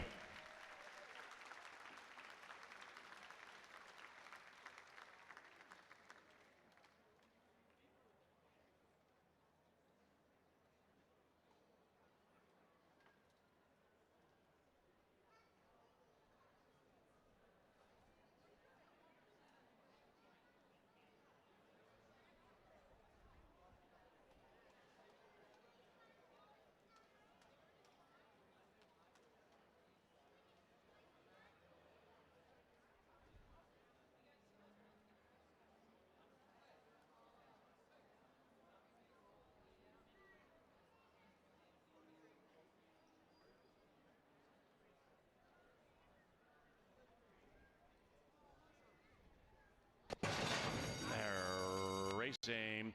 Bit of a slow beginning for Miracle Minded. Rumpus in Paradise at 2.5 to 1. Gallops clear by 2.5 on Go KJ Go, the heavy favorite. A recovering Miracle Minded speeds up to the outside of Go KJ Go. Those three right together. About 4 lengths after that to Julia Street, making her turf debut. 4 covered by 5 as they spin around the turn. Rumpus in Paradise and Luis Fuentes at a very, very moderate pace. Outside of that, Miracle Minded last out of the gate now joins the one Rumpus in Paradise, and they travel in perfect harmony.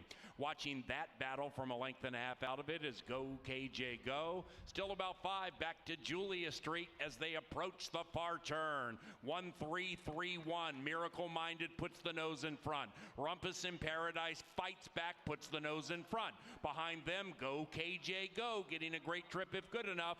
And Julia Street is being shoved on very hard from 8-9 out of it, and they have a 1/4 of a mile to go. It's Miracle Minded, Go KJ Go, and Rumpus in Paradise to the inside. Julia Street's running on 6 lengths in arrears. They're in the final furlong. Here comes KJ. Go, KJ, go! Rumpus in Paradise takes second. Go, KJ, go! A smooth operator.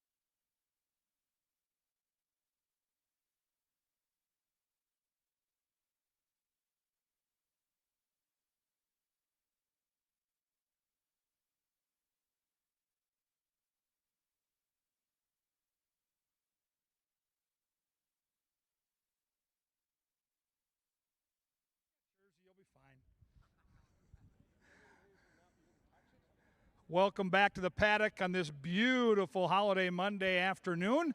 If you're having a good time today at Canterbury, I mean, how can you not be with this weather and all the restaurants and places to hang with family and friends? Head to our website, canterburypark.com.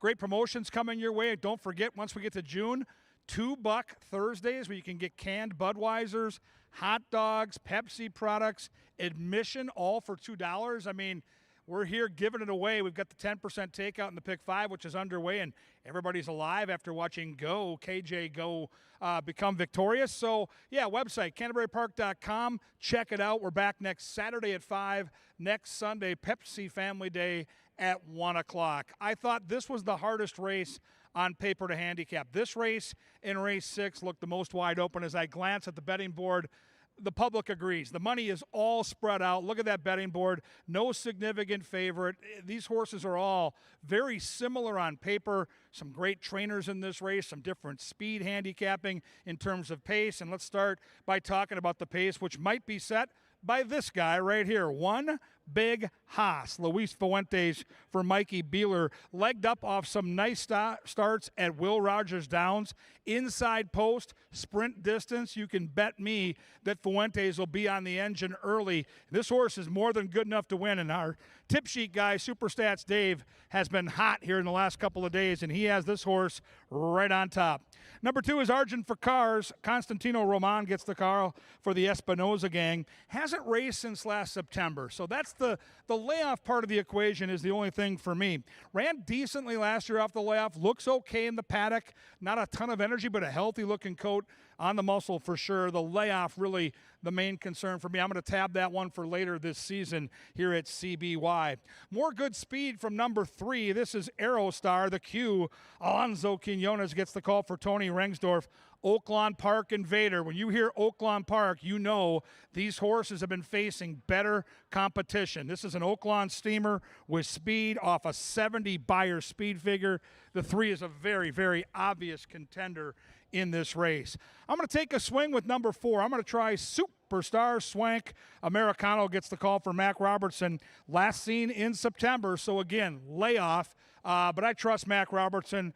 A bullet workout back on May the 14th, and Americano gets signed on to ride. Love the way this horse looks in the paddock.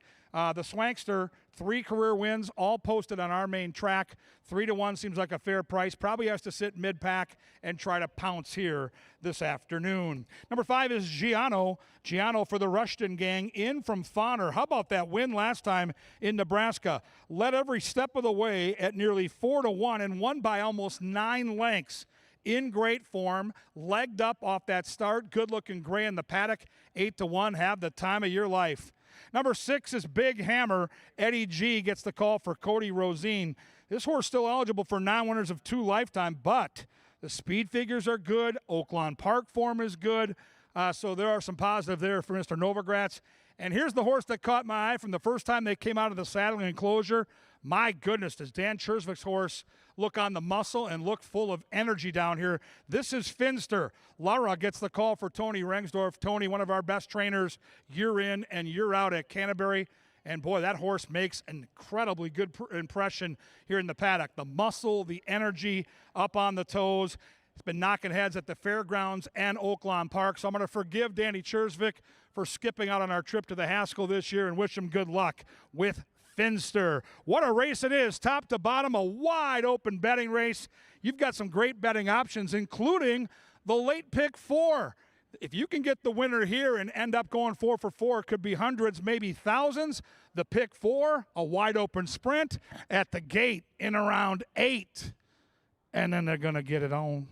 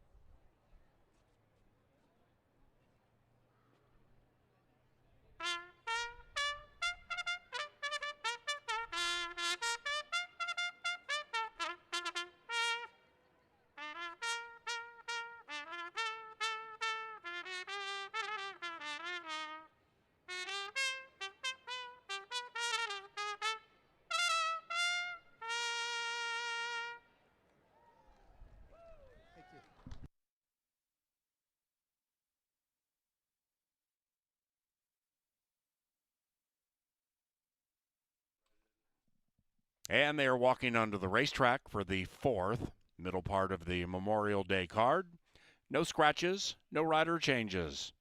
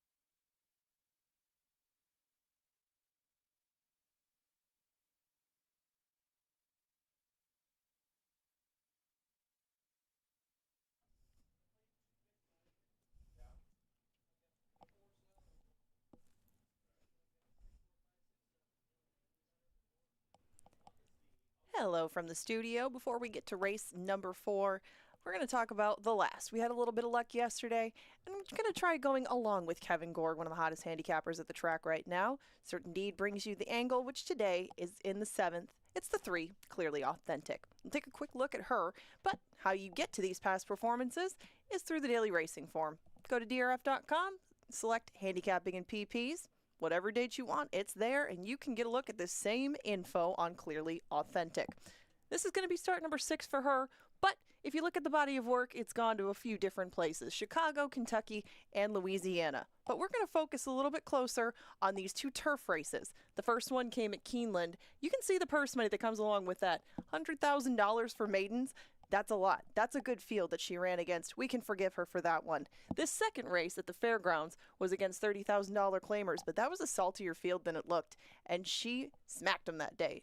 Came home nearly 5 lengths in front, made a gutsy inside move, and that's the kind of race that we're looking for from her today. Not sure we'll get 7-2, but Clearly Authentic, I feel, is the one to beat in the last. We'll try to send you out a winner on Memorial Day. Now, if you are by the winner's circle, get ready. If you're not, get close. That t-shirt cannon is locked and loaded and ready to shoot some t-shirts into the crowd, so get loud, everybody. It's t-shirt time.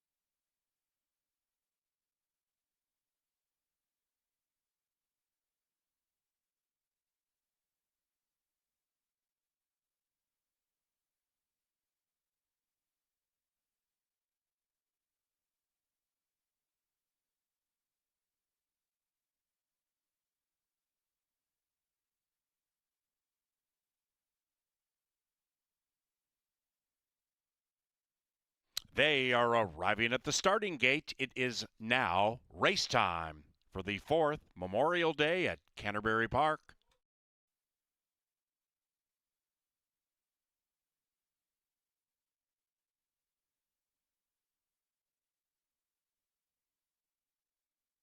Finster is the heavy favorite to begin the final pick 4 this Monday. Here is Aerostar.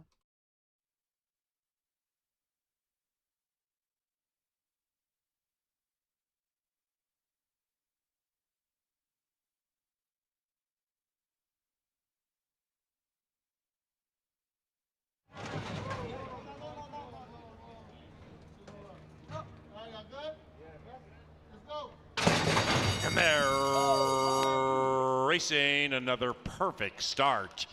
As they sort themselves out, the favored Finster started nicely, but now takes back. And Aerostar jets to the lead. Aerostar has the lead, and it's only a half length as Giano begins to apply pressure. On the wide side, Finster takes up the running to make it 3 in a line. Then it's Our Big Hoss. The Okie shipper broke well, but now is 4 lengths from the lead into the inside of Arjun for Cars. And outside of that, Big Hammer. They race in 2 packs. In fact, up top, Finster has rallied to the lead. Finster and Giano run away from Aerostar. After that, One Big Hoss. Then we come to Superstar Swank to the inside of Big Hammer. And in last is Arjun for Cars. And in first is the favored Finster. It is Finster galloping away by 3. Finster making it look like a one-horse race. One Big Hoss is resolute. So is Giano. Then on the inside is Aerostar. But Finster is gone. 7-5-3 in race 4.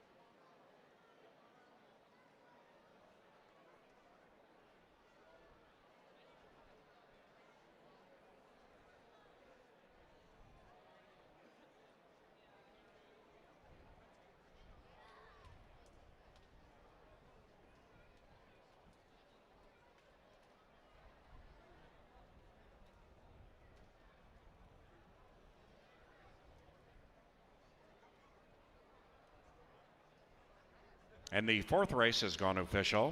The exacta paid $20.20. Trifecta 3505, 7531. That's Superfecta, $45.78. The first pick four today paid $38 and change. Race number 5 takes us back to the beautiful firm turf course, and we have no scratches or rider changes. Pepsi is the official sponsor of Pepsi Family Day each and every Sunday at Canterbury Park. We also thank John Deere and Continental Diamond.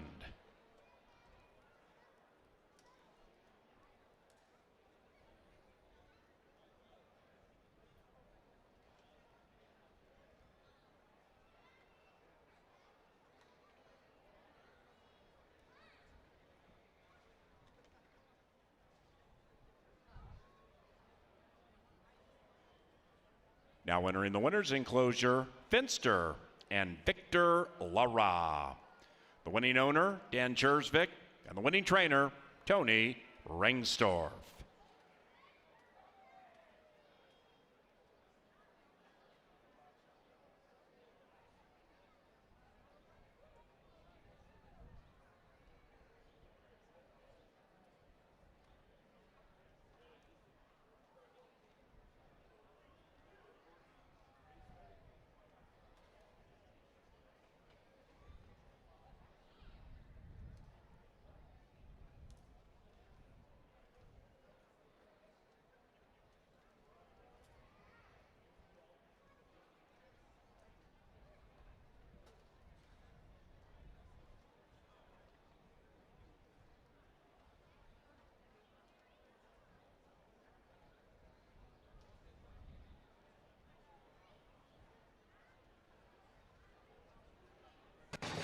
And they're racing another perfect start.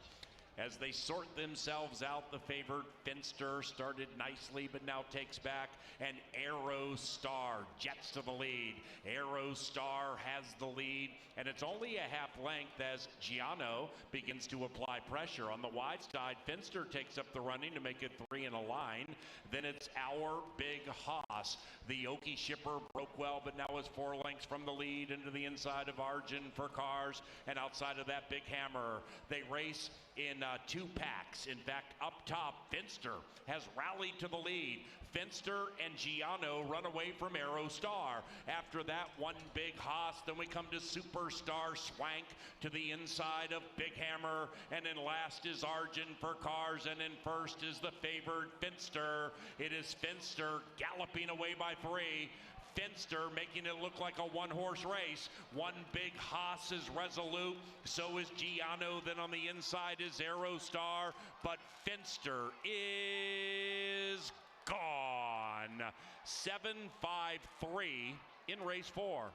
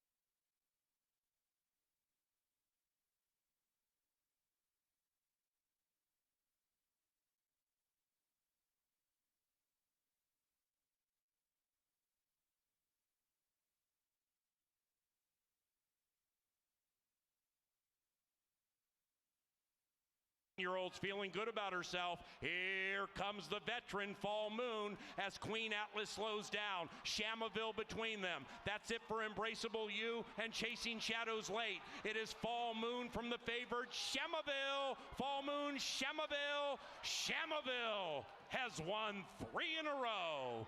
3-2-5 in the lid lifter. Rider as the red helmet cover. Inside of that, Indy Freedom, here they come. Hey, River into the final furlong, but for how long? Too little, too late. Applies pressure to the outside. Hey, River 5-1. The favored too little, too late on the wrong lead and won't go by. It is Hey, River at 5-1 prevailing. And Rumpus in Paradise to the inside. Julia Street's running on 6 lengths in arrears. They're in the final furlong. Here comes KJ. Go, KJ, go! Rumpus in Paradise takes second. Go, KJ, go! A smooth operator. First is the favored Finster. It is Finster galloping away by 3. Finster making it look like a one-horse race. One big Haas is Resolute. So is Giano. Then on the inside is Aerostar. But Finster is gone. 7-5-3 in race 4.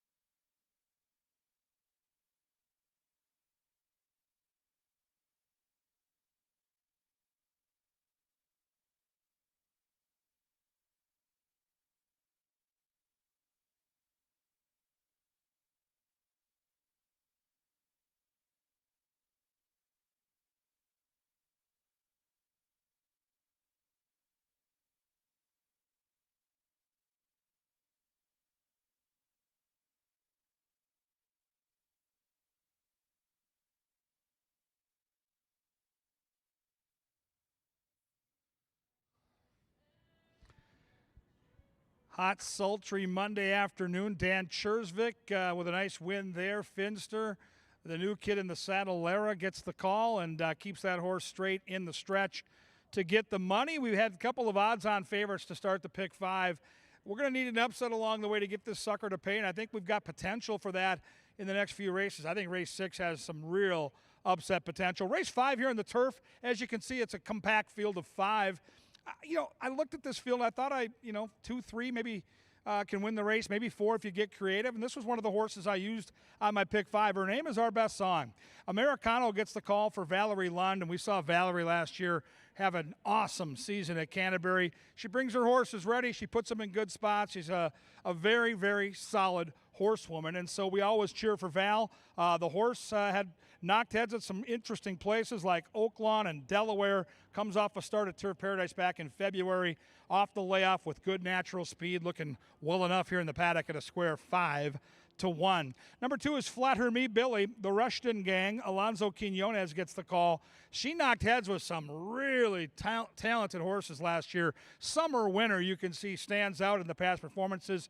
3 times was running a solid race behind Summer Winner, who's a stakes-winning horse for Tim Padilla.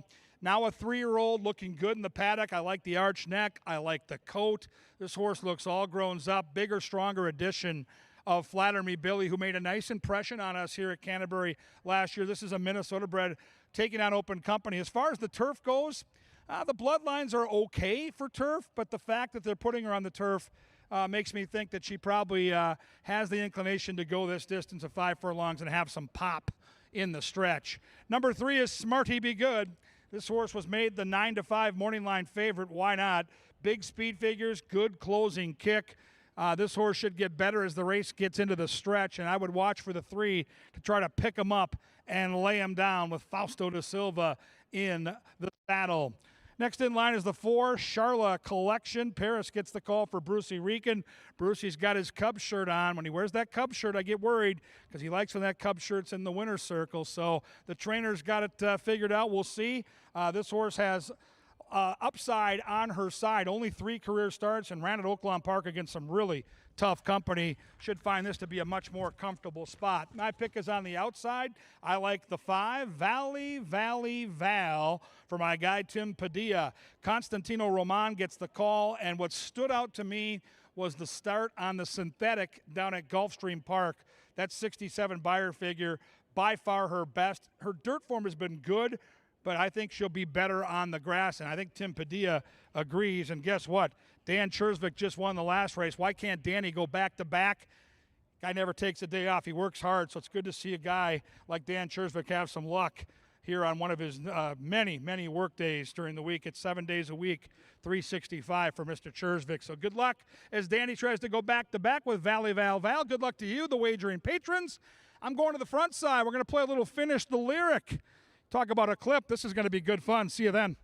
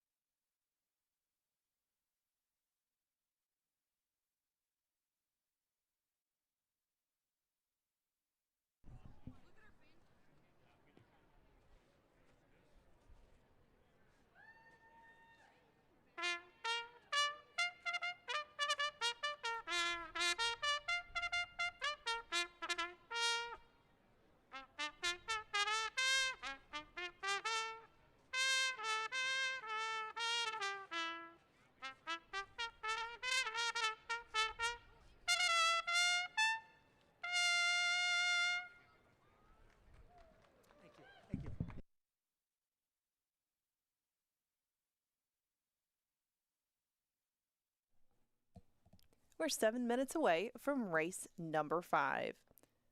Win, Place, Show, Exacta, Trifecta, Super Double, and Pick 3 wagering available in the 5th race, and allowance at 5 furlongs on the turf.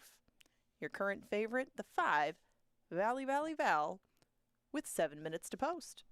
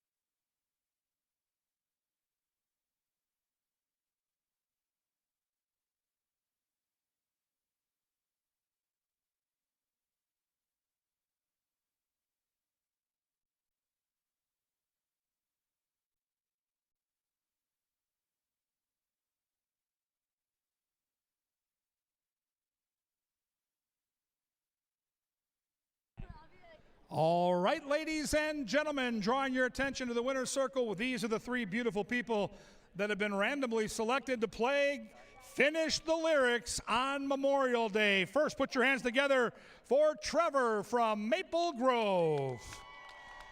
In the middle, contestant number 2 is Zoe from Maple Grove.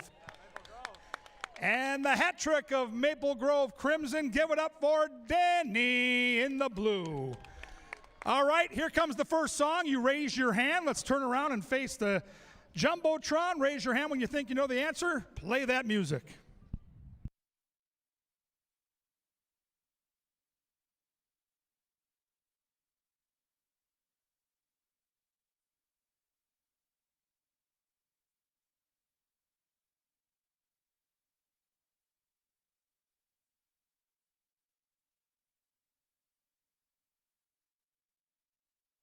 Do we have a guess? Yes, sir. Because there ain't no doubt I love this land. I love the USA. He says, because there ain't no doubt I love this land. I love the USA. Finish the song. Let's see if he's right.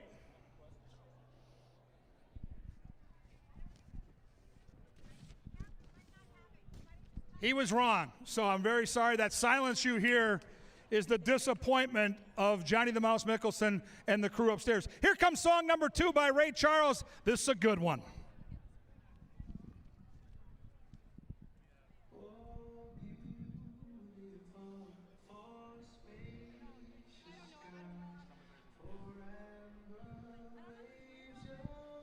Here comes.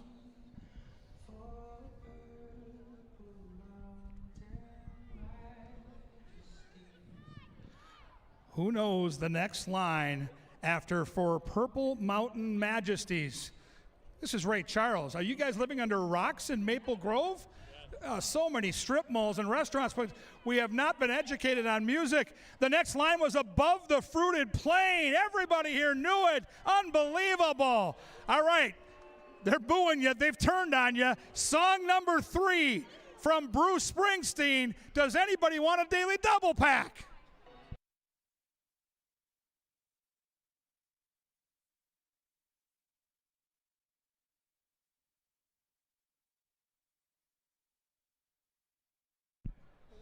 Yes.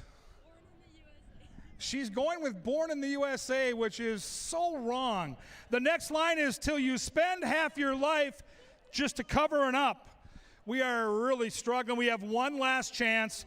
Thank goodness it's Tom Petty, and we've got Dissension down here. Final song, play it. We're 1 minute to post.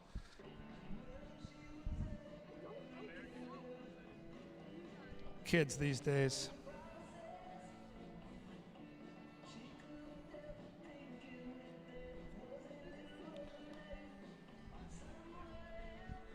All right, so I'm going to help you on this one because you guys have embarrassed yourselves at a level I've never seen. So I know you're young, all right? So then Tom Petty's going to go, he just said, was a little more than somewhere else. After all, it was? America. Oh. It was a great big world. And I'm sorry, you guys, there are no daily double packs. We'll give you some the crowd is literally booing you. All right, if you see them around, give them a hug. They feel very sad about their performance.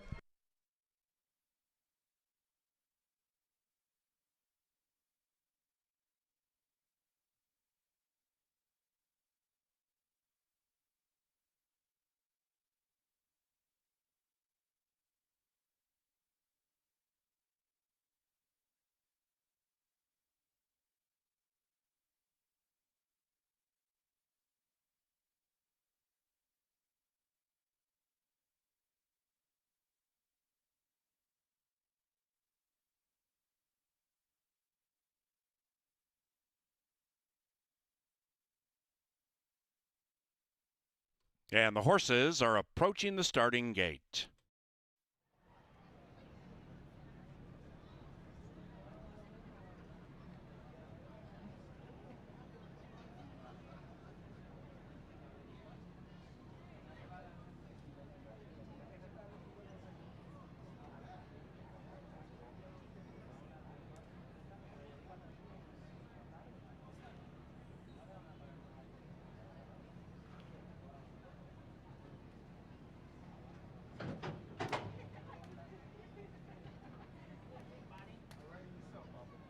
It is now post time. Into the gate they go.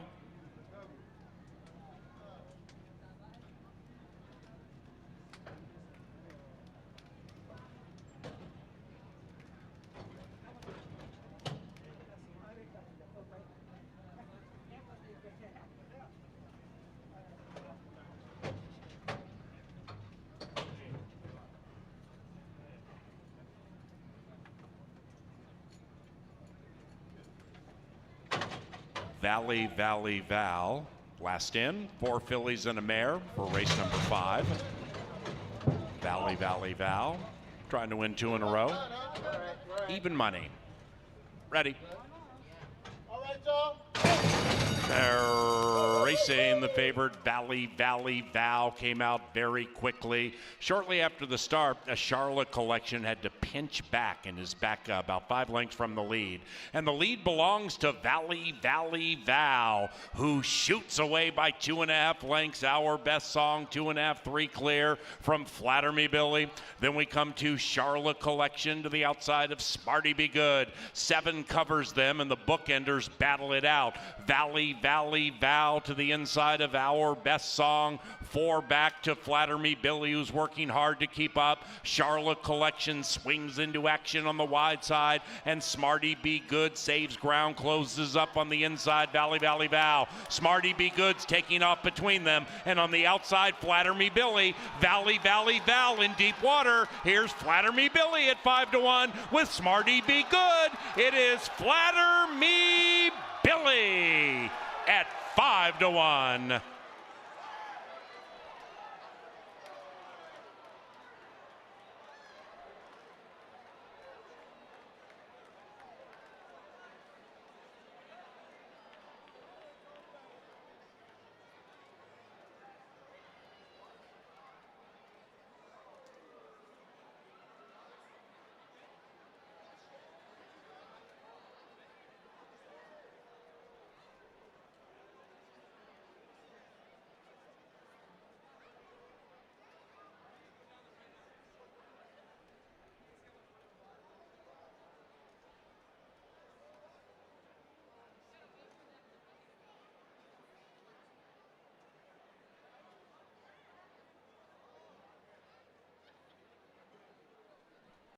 Number 2, Flatter Me Billy, ran first. Minnesotans go 1-2. Smarty Be Good second. Favorite third. Charlotte Collection fourth.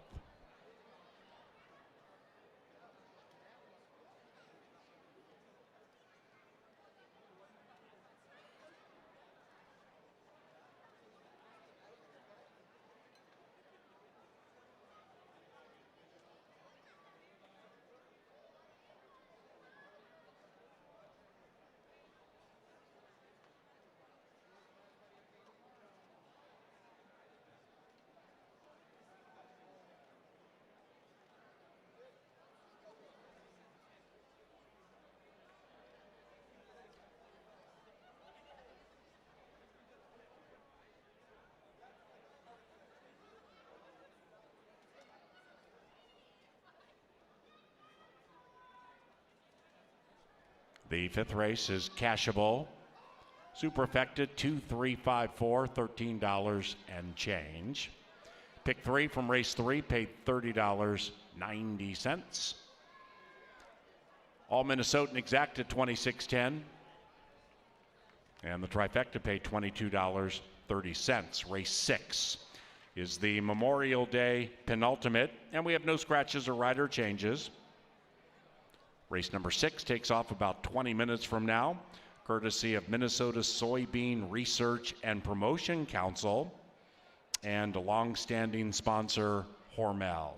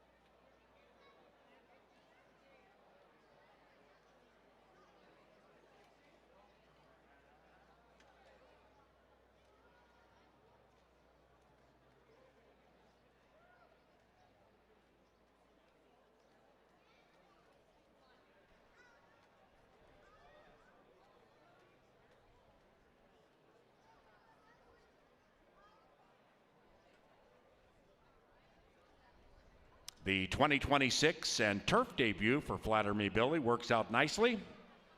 The filly ran 3rd in the Northern Lights debutante last year and proves victorious today and is in the winner's circle with Alonzo Quinones, the winning owner, Joel Bueno, and the winning trainer, Stacy Rushton. Flatter Me Billy is a 3-year-old brown filly by Free Drop Billy out of Flatter Me Not, bred in Minnesota by Dennis Strokirch. Ladies and gentlemen, Tri-State Bobcat is your local family-owned Bobcat dealer, proudly serving Burnsville, Little Canada, and Western Wisconsin.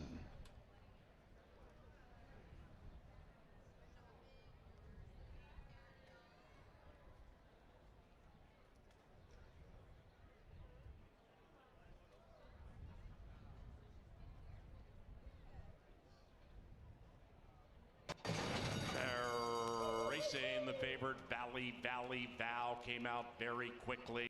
Shortly after the start, a Charlotte Collection had to pinch back and is back about 5 lengths from the lead. And the lead belongs to Valley Vow, who shoots away by 2.5 lengths. Our Best Song, 2.5, 3 clear from Flatter Me Billy. Then we come to Charlotte Collection to the outside of Smarty Be Good. 7 covers them, and the bookenders battle it out. Valley Vow to the inside of Our Best Song. 4 back to Flatter Me Billy, who's working hard to keep up. Charlotte Collection swings into action on the wide side, and Smarty Be Good saves ground, closes up on the inside. Valley Vow. Smarty Be Good's taking off between them, and on the outside, Flatter Me Billy. Valley Vow in deep water. Here's Flatter Me Billy at 5-1 with Smarty Be Good. It is Flatter Me Billy at 5-1.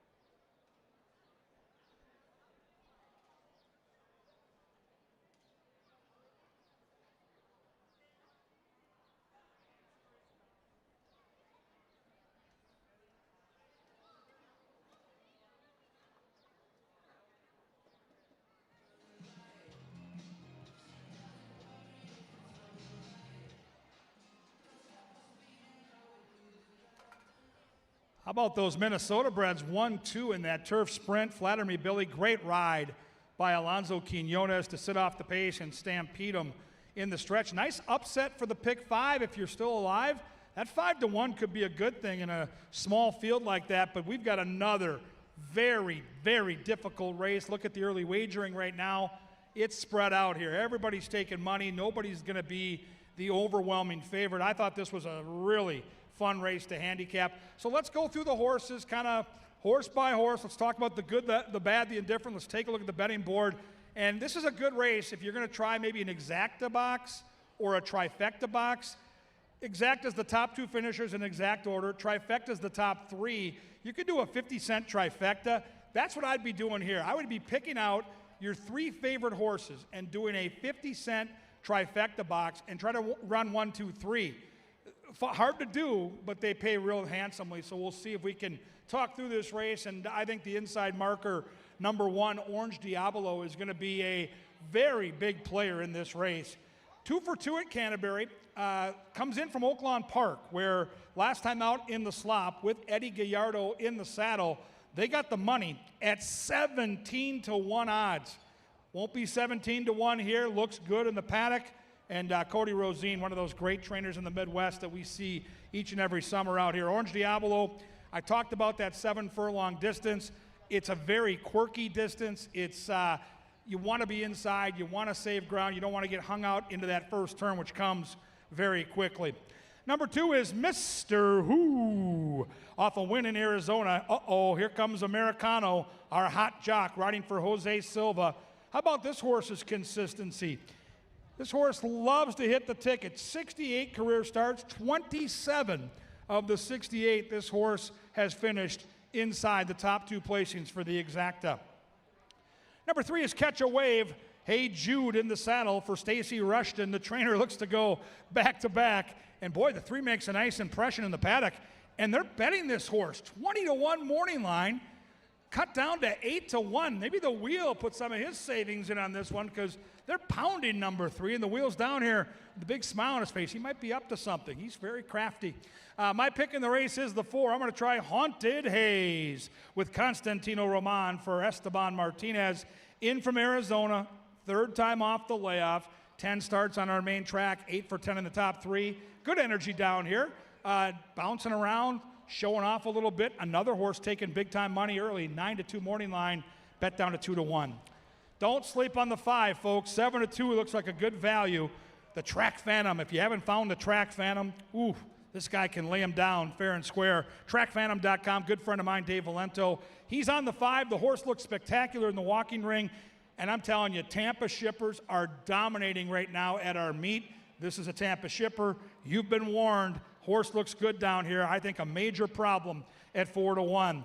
Number 6 is the speedy Sir Sterling. Sir Sterling's going to try to hop out of the gate and fly away for Tony Rengsdorf. Great barn. Loves Canterbury. 5 of his 7 career wins on this racetrack. I think Sir Sterling, if he can get loose, could be very sneaky at 10-1. And on the outside, the Fuentes boys have Ratliff. Ratliff has been racing out west.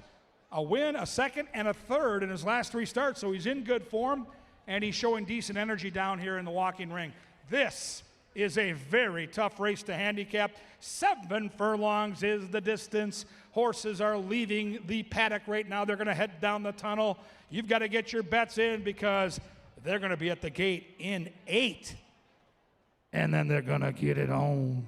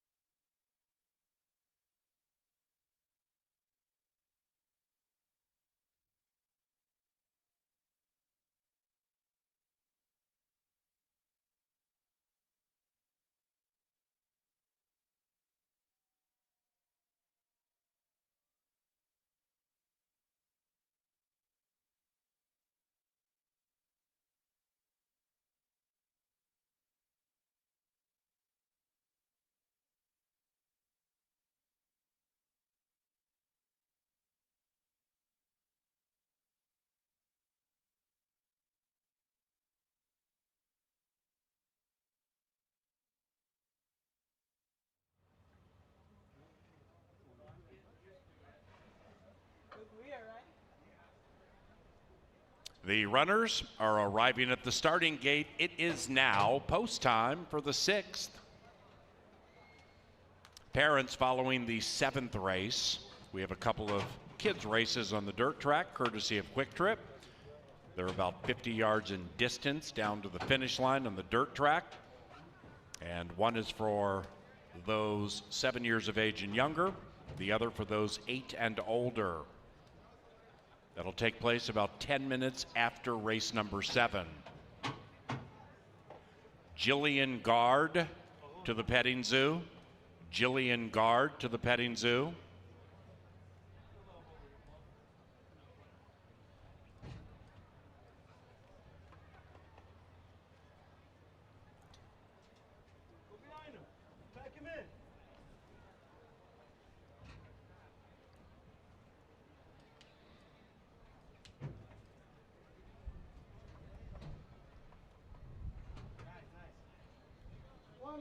Ratliff last in.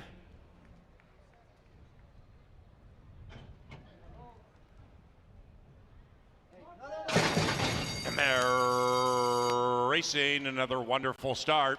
From the inside, Orange Diablo looking to get into the black. Haunted Haze flashes good speed, and Haunted Haze now grabs the lead around the corner. After that, Sir Sterling picks up the running to take second. Then we come to Mr. Who, about 2.5, 3 clear from Orange Diablo, who is joined by Ratliff. 5, 6 lengths behind them. Catch a Wave, and the one in last is Out of the Dark. Covered by 10 up the barn side they travel in the Memorial Day penultimate at CBY. Haunted Haze settles into stride, leads it by half. In second, Sir Sterling by a length and a half. Then we come to Mr. Who, length and a half. Behind that one, Ratliff 6 lengths behind Haunted Haze. Orange Diablo inside of that 7, and they're far, far clear from Out of the Dark, who's running on. Catch a Wave is last, and with a quarter of a mile to go, Haunted Haze looking to spook them. Haunted Haze leads it by 2. Ratliff closes up on the outside at 25-1. Inside of that is Mr. Who, and between them, Sir Sterling. Orange Diablo running on late into the final 150. Haunted Haze, the one to catch. He's still clear. Haunted Haze, Orange Diablo, Mr. Who comes surging. Here's Orange Diablo from the back of the pack to the winner's circle.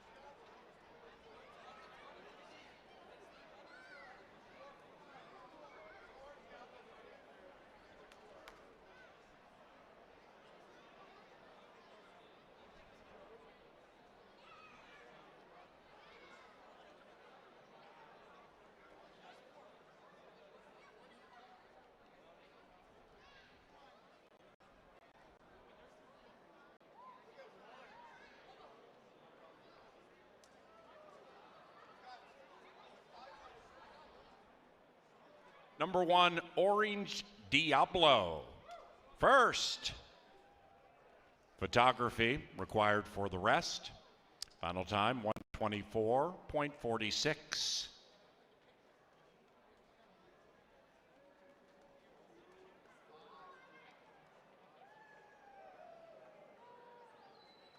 The numbers 1, 2, 5, 4.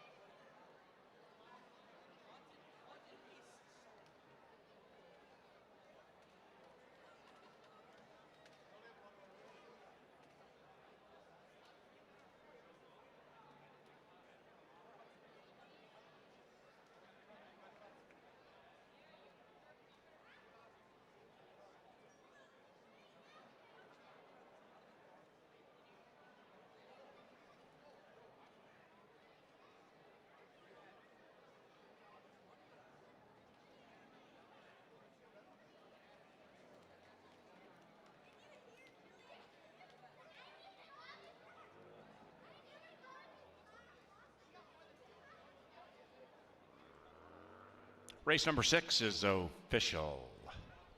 The 7th is our final live race today. It's on the firm turf course, scratch number 5.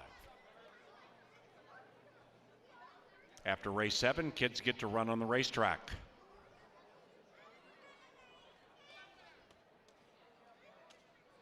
Into the winner's enclosure momentarily, Orange Diablo and jockey Eduardo Gallardo.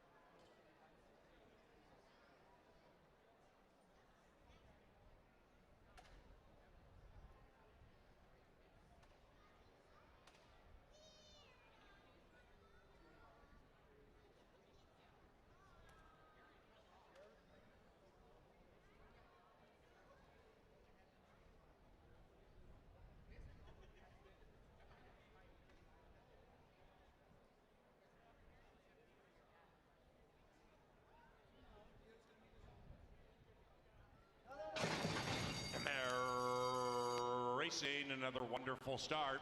From the inside, Orange Diablo looking to get into the black.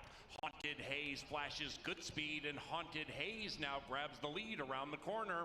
After that, Sir Sterling picks up the running to take second. Then we come to Mr. Who, about 2.5, 3 clear from Orange Diablo, who is joined by Ratleff.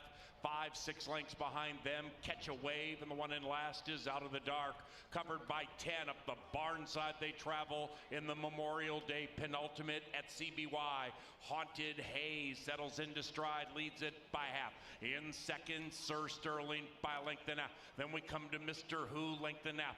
Behind that one, Ratliff 6 lengths behind Haunted Haze. Orange Diablo inside of that 7, and they're far, far clear from Out of the Dark, who's running on. Catch a Wave is last, and with a quarter of a mile to go, Haunted Haze looking to spook them. Haunted Haze leads it by 2. Ratliff closes up on the outside at 25 to 1.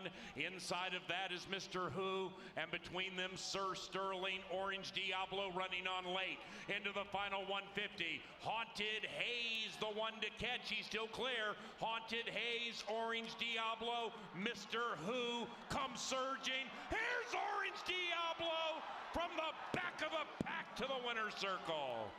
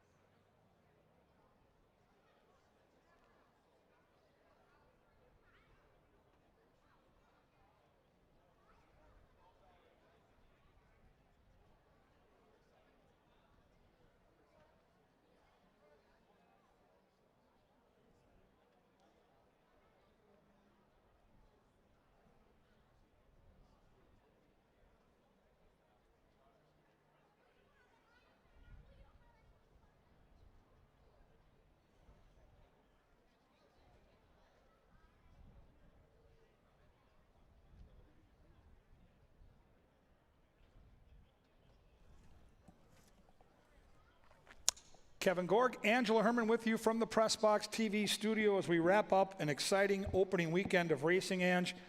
We laughed, we cried, we saw it all. The kids are going to run on the track here after the last as we get a bonus family day excursion. Your thoughts? I thought this weekend went as well as it could have. We had a lot of questions going into the season, even weather, everything starting off the season. Everybody's really pulled together a great weekend. We cannot thank you enough for coming out and playing on track or playing across the country on these races. We couldn't do it without the support of all of our fans. And we're really glad that everything did turn out the way that it did, with the weather, with the promotions, with everything that we could have. I think everybody that put the show on hit it out of the park. Yeah, better together, and we're all back again next weekend, Saturday at 5, Sunday at 1 o'clock, and we close out a pick 5 that was kind of formful, but I love when you get a bunch of people that played the pick 5 that are alive, and right now there are a lot of people sweating out this last race. Did you look at this race as a race where there was big upset potential, or is it going to be more one of the top 2 or 3 favorites likely wins in your eyes? It just looked a little bit clear cut, I guess, with the favorites. And the withdrawal of Melania T doesn't change much as far as the pace goes, but there isn't that much drawn in here. And that was what stuck out the most to me about race number 7. Saw a lot of horses that probably want to be lingering around the back of the pack. It'll be a question of whether somebody can get more aggressive and be comfortable doing so, or if everything bugs me on the outside is just going to get comfortable in Cadillac all the way along. But that's why we run them. Somebody might show a little bit more speed than usual. And when they go a mile on the turf, maybe sometimes their form will change, as we've seen some horses who have not been running on the grass recently give it a shot in here. Tampa shippers have been really good. Johnny the Mouse Mickelson has been sitting on a voucher all day in the hopes of cashing on Mighty Maddie, Minnesota-bred Facing Open Company. She's got speed. She's got an inside post. If she brings her best, Ange, she could be sneaky here. Oh, yeah, and she's liked this turf course more than just about anything that she's run on. So Mighty Maddie, if she is going to take a step forward in her second start of the year, this would definitely be the place. And I mean, who's been going better opening weekend than Lynn Rarick? She has been just sending out everything live, and it hasn't all been taking too much money, but Mighty Maddie is at 4-1 at the moment. Wouldn't expect that to change that much. Maybe you get 5 or 6-1 on her. But do you think that Mighty Maddie is one of those that could show a bit more speed and keep herself in good position? Because I think she might. When she's live, I think she shows enough speed to get in the race. And I think last time out, she went 22-4, chasing those splits down at Tampa. She went up at 64-1. It was clearly a tougher field than we're going to see here. Inside post, I would expect Kelsey gets on the engine early. I don't see a ton of speed in this race, truthfully. I don't know why they wouldn't go, and the way the Rarick barn is going, I wouldn't doubt them at 4-1. I don't know how to say the number 2 horse's name, but she looks good on paper to me. Okay, keep on feeling. Cashination. I think that's how it's going to be said. We'll see how Paul pronounces it. But yes, I'm going to say I like that. Cashination. And Cashination is looking to add another win for the Ringstorff stable today. She's another one that hasn't been showing a lot of speed, but if you do go back, turf sprints have been okay for this one, I guess, in recent times. But Cashination is one who's going to take the test of 2 turns again to see if maybe she likes it a little bit better on the turf. All right, number 3 is the horse you and I both fancy. It's Clearly Authentic, the daughter of a Derby winner.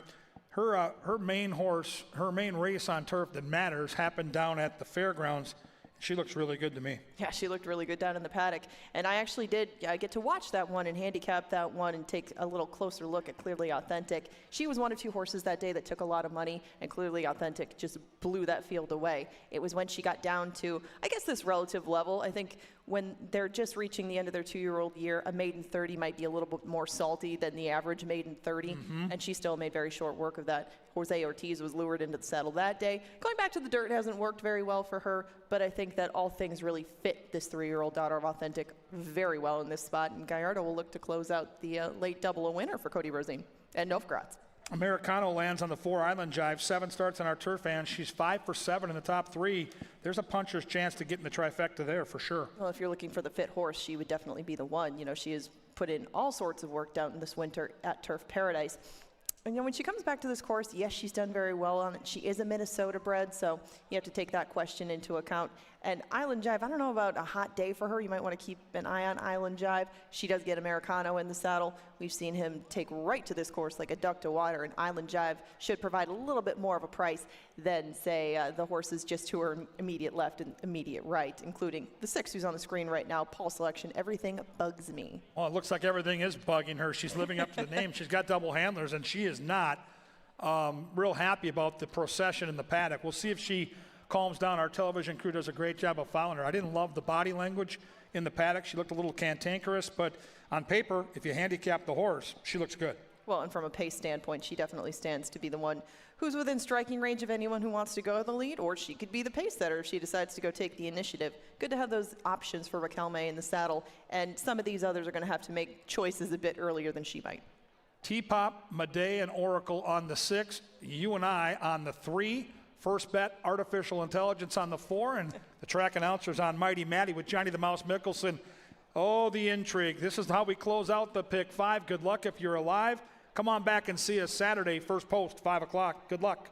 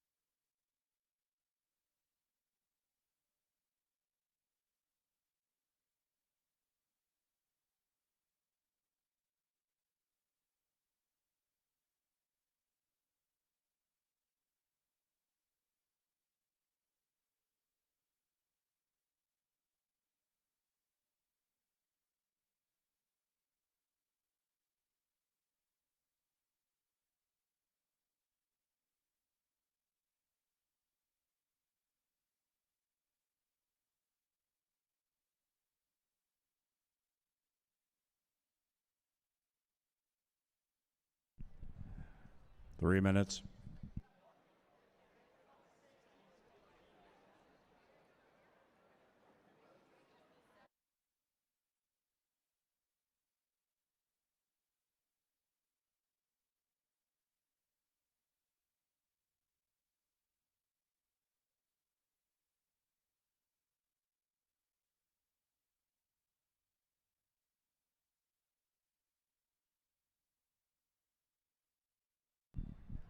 Two minutes.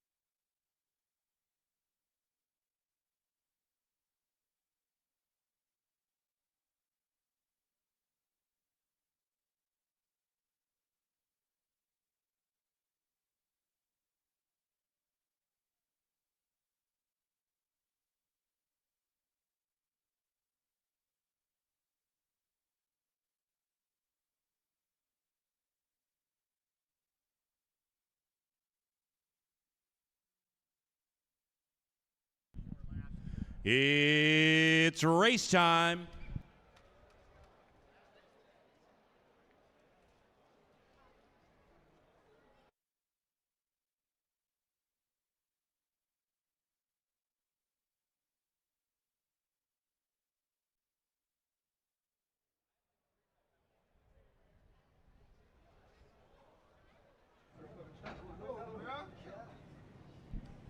Into the starting gate they go for the lucky last on Memorial Day.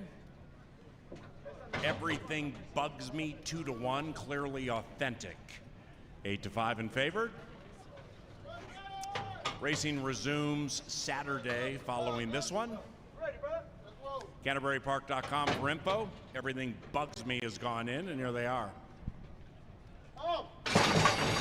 And they're racing. Mighty Matty came out in mighty fashion. So did Everything Bugs Me. And the bookenders go 1-2. It's 6-1 in the early stages. They have a lap to go. After that, Island Jive dances along 6 lengths behind a headstrong Everything Bugs Me, who picks up the tempo and opens up by 4 on Mighty Matty. Then it's Clearly Authentic, the 3-5 favorite, striding out into third and about 5 lengths from the lead. After that, we come back to the trailer, Cacanation. The 5 are separated by 5. Up the backstretch they go, chasing Everything Bugs Me. Mighty Matty joins to the outside at 14-1. After that, Island Jive to the inside of the heavy favorite, Clearly Authentic, and Cacanation still in touch with the field, just about 5-6 lengths behind. Everything Bugs Me. Everything Bugs Me leads it by 2 from Mighty Matty. Clearly Authentic making a big move. So is Cacanation at 8-1. Mighty Matty back in second last. Then we come to Island Jive, 5 lengths behind. Everything Bugs Me, who shoved on hard. Clearly Authentic attacks to the outside. Then it's Cacanation. That's the one with the blue blinkers, widest of all. Mighty Matty 2.5 out of it. Island Jive at 6-1, closing in. Clearly Authentic, the favorite, leads the way home and takes off late. It is Clearly Authentic. It's 3 for Eddie G.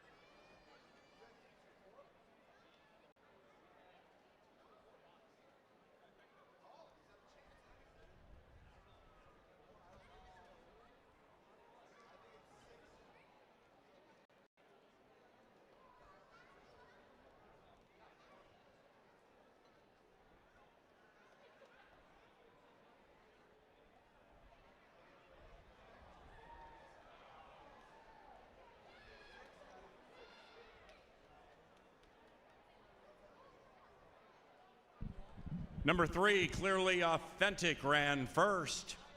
3-2-6-4.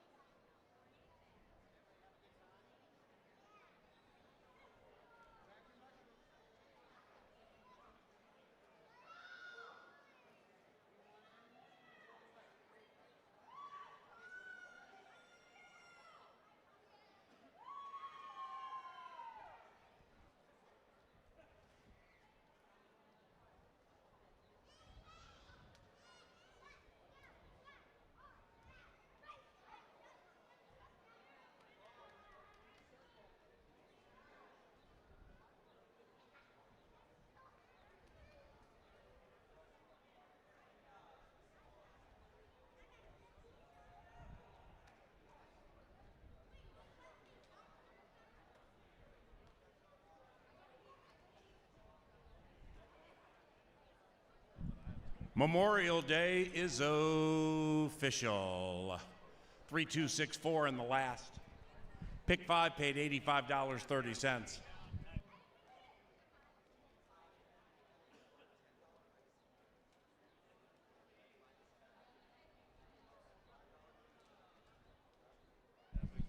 Into the winner's enclosure after an impressive victory. It's clearly authentic. That's 3 for Eddie G. Eduardo Gallardo.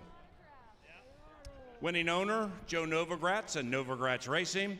And the winning trainer, Cody Rosine.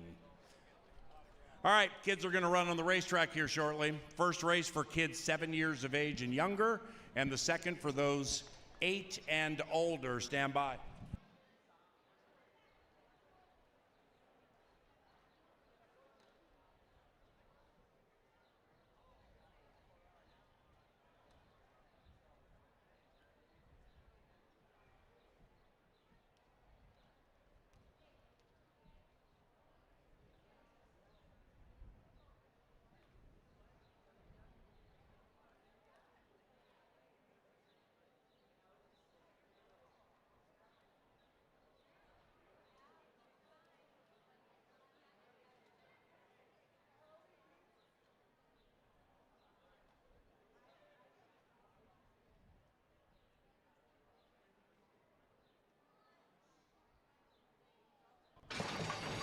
And they're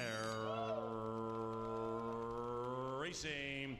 Mighty Matty came out in mighty fashion. So did Everything Bugs Me. And the bookenders go 1-2. It's 6-1 in the early stages. They have a lap to go.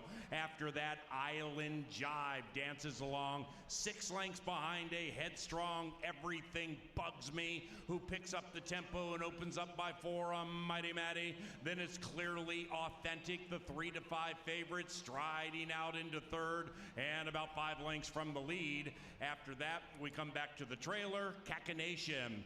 The 5 are separated by 5. Up the backstretch they go, chasing Everything Bugs Me. Mighty Matty joins to the outside at 14-1. After that, Island Jive to the inside of the heavy favorite, Clearly Authentic. And Cacanation still in touch with the field, just about 5-6 lengths behind. Everything Bugs Me. Everything Bugs Me leads it by 2 from Mighty Matty. Clearly Authentic making a big move. So is Cacanation at 8-1. Mighty Matty back in second last. Then we come to Island Jive, 5 lengths behind. Everything Bugs Me, who shoved on hard. Clearly Authentic attacks to the outside. Then it's Cacanation. That's the one with the blue blinkers, widest of all. Mighty Matty 2.5 out of it. Island Jive at 6-1, closing in. Clearly Authentic, the favorite, leads the way home and takes off late. It is Clearly Authentic. It's 3 for Eddie G.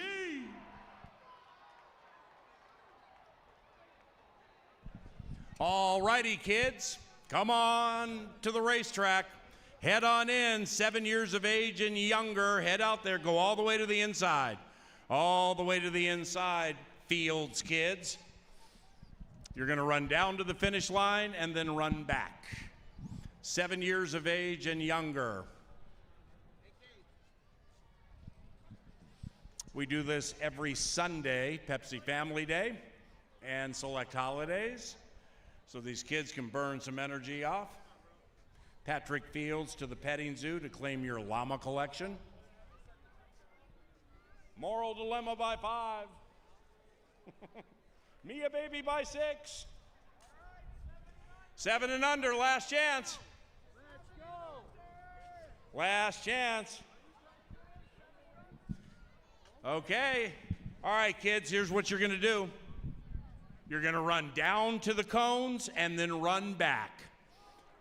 Parents are welcome on the track, by the way. Take pictures, video. We got one late entrant. Ready, go! On your bark, go, kids. Here they come. Churning down the track. Okay, stop and turn around. My man with the green shorts is super fast. Kid wearing the soccer clothes, he's also fast too. Then the young lady on the near side, but well done, young man. Very, very fast. You got it. Keep going. To the 10, to the 5, touchdown.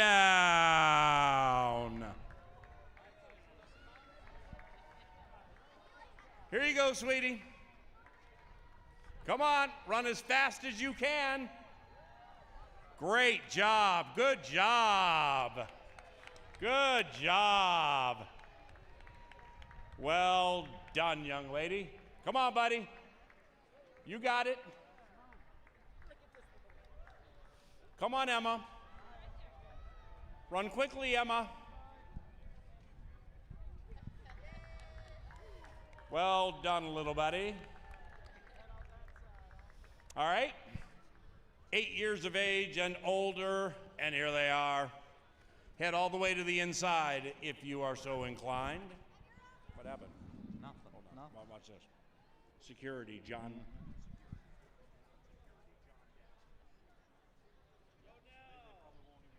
Watch them not even come. 8 years of age and older. Once again, parents, you're welcome on the dirt track if you want to videotape or take pictures.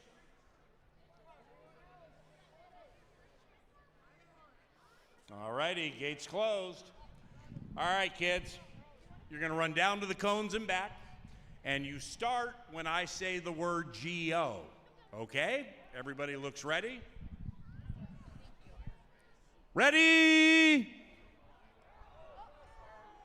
The future of America. G-O is the word you're listening. No, that's not it. It'll be, ready, yeah, ha. Ready? Go! And the big boys and girls take off, looking to win all the candy in Copenhagen, all the tea in China, and we have 6 across the track. The girl in the pink shirt is faster than all of them. Well done. God bless all of you. Thanks for coming out. See you next week.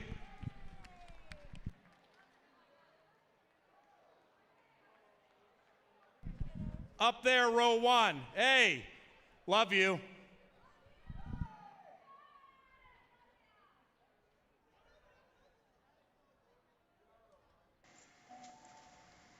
Bye, Paul.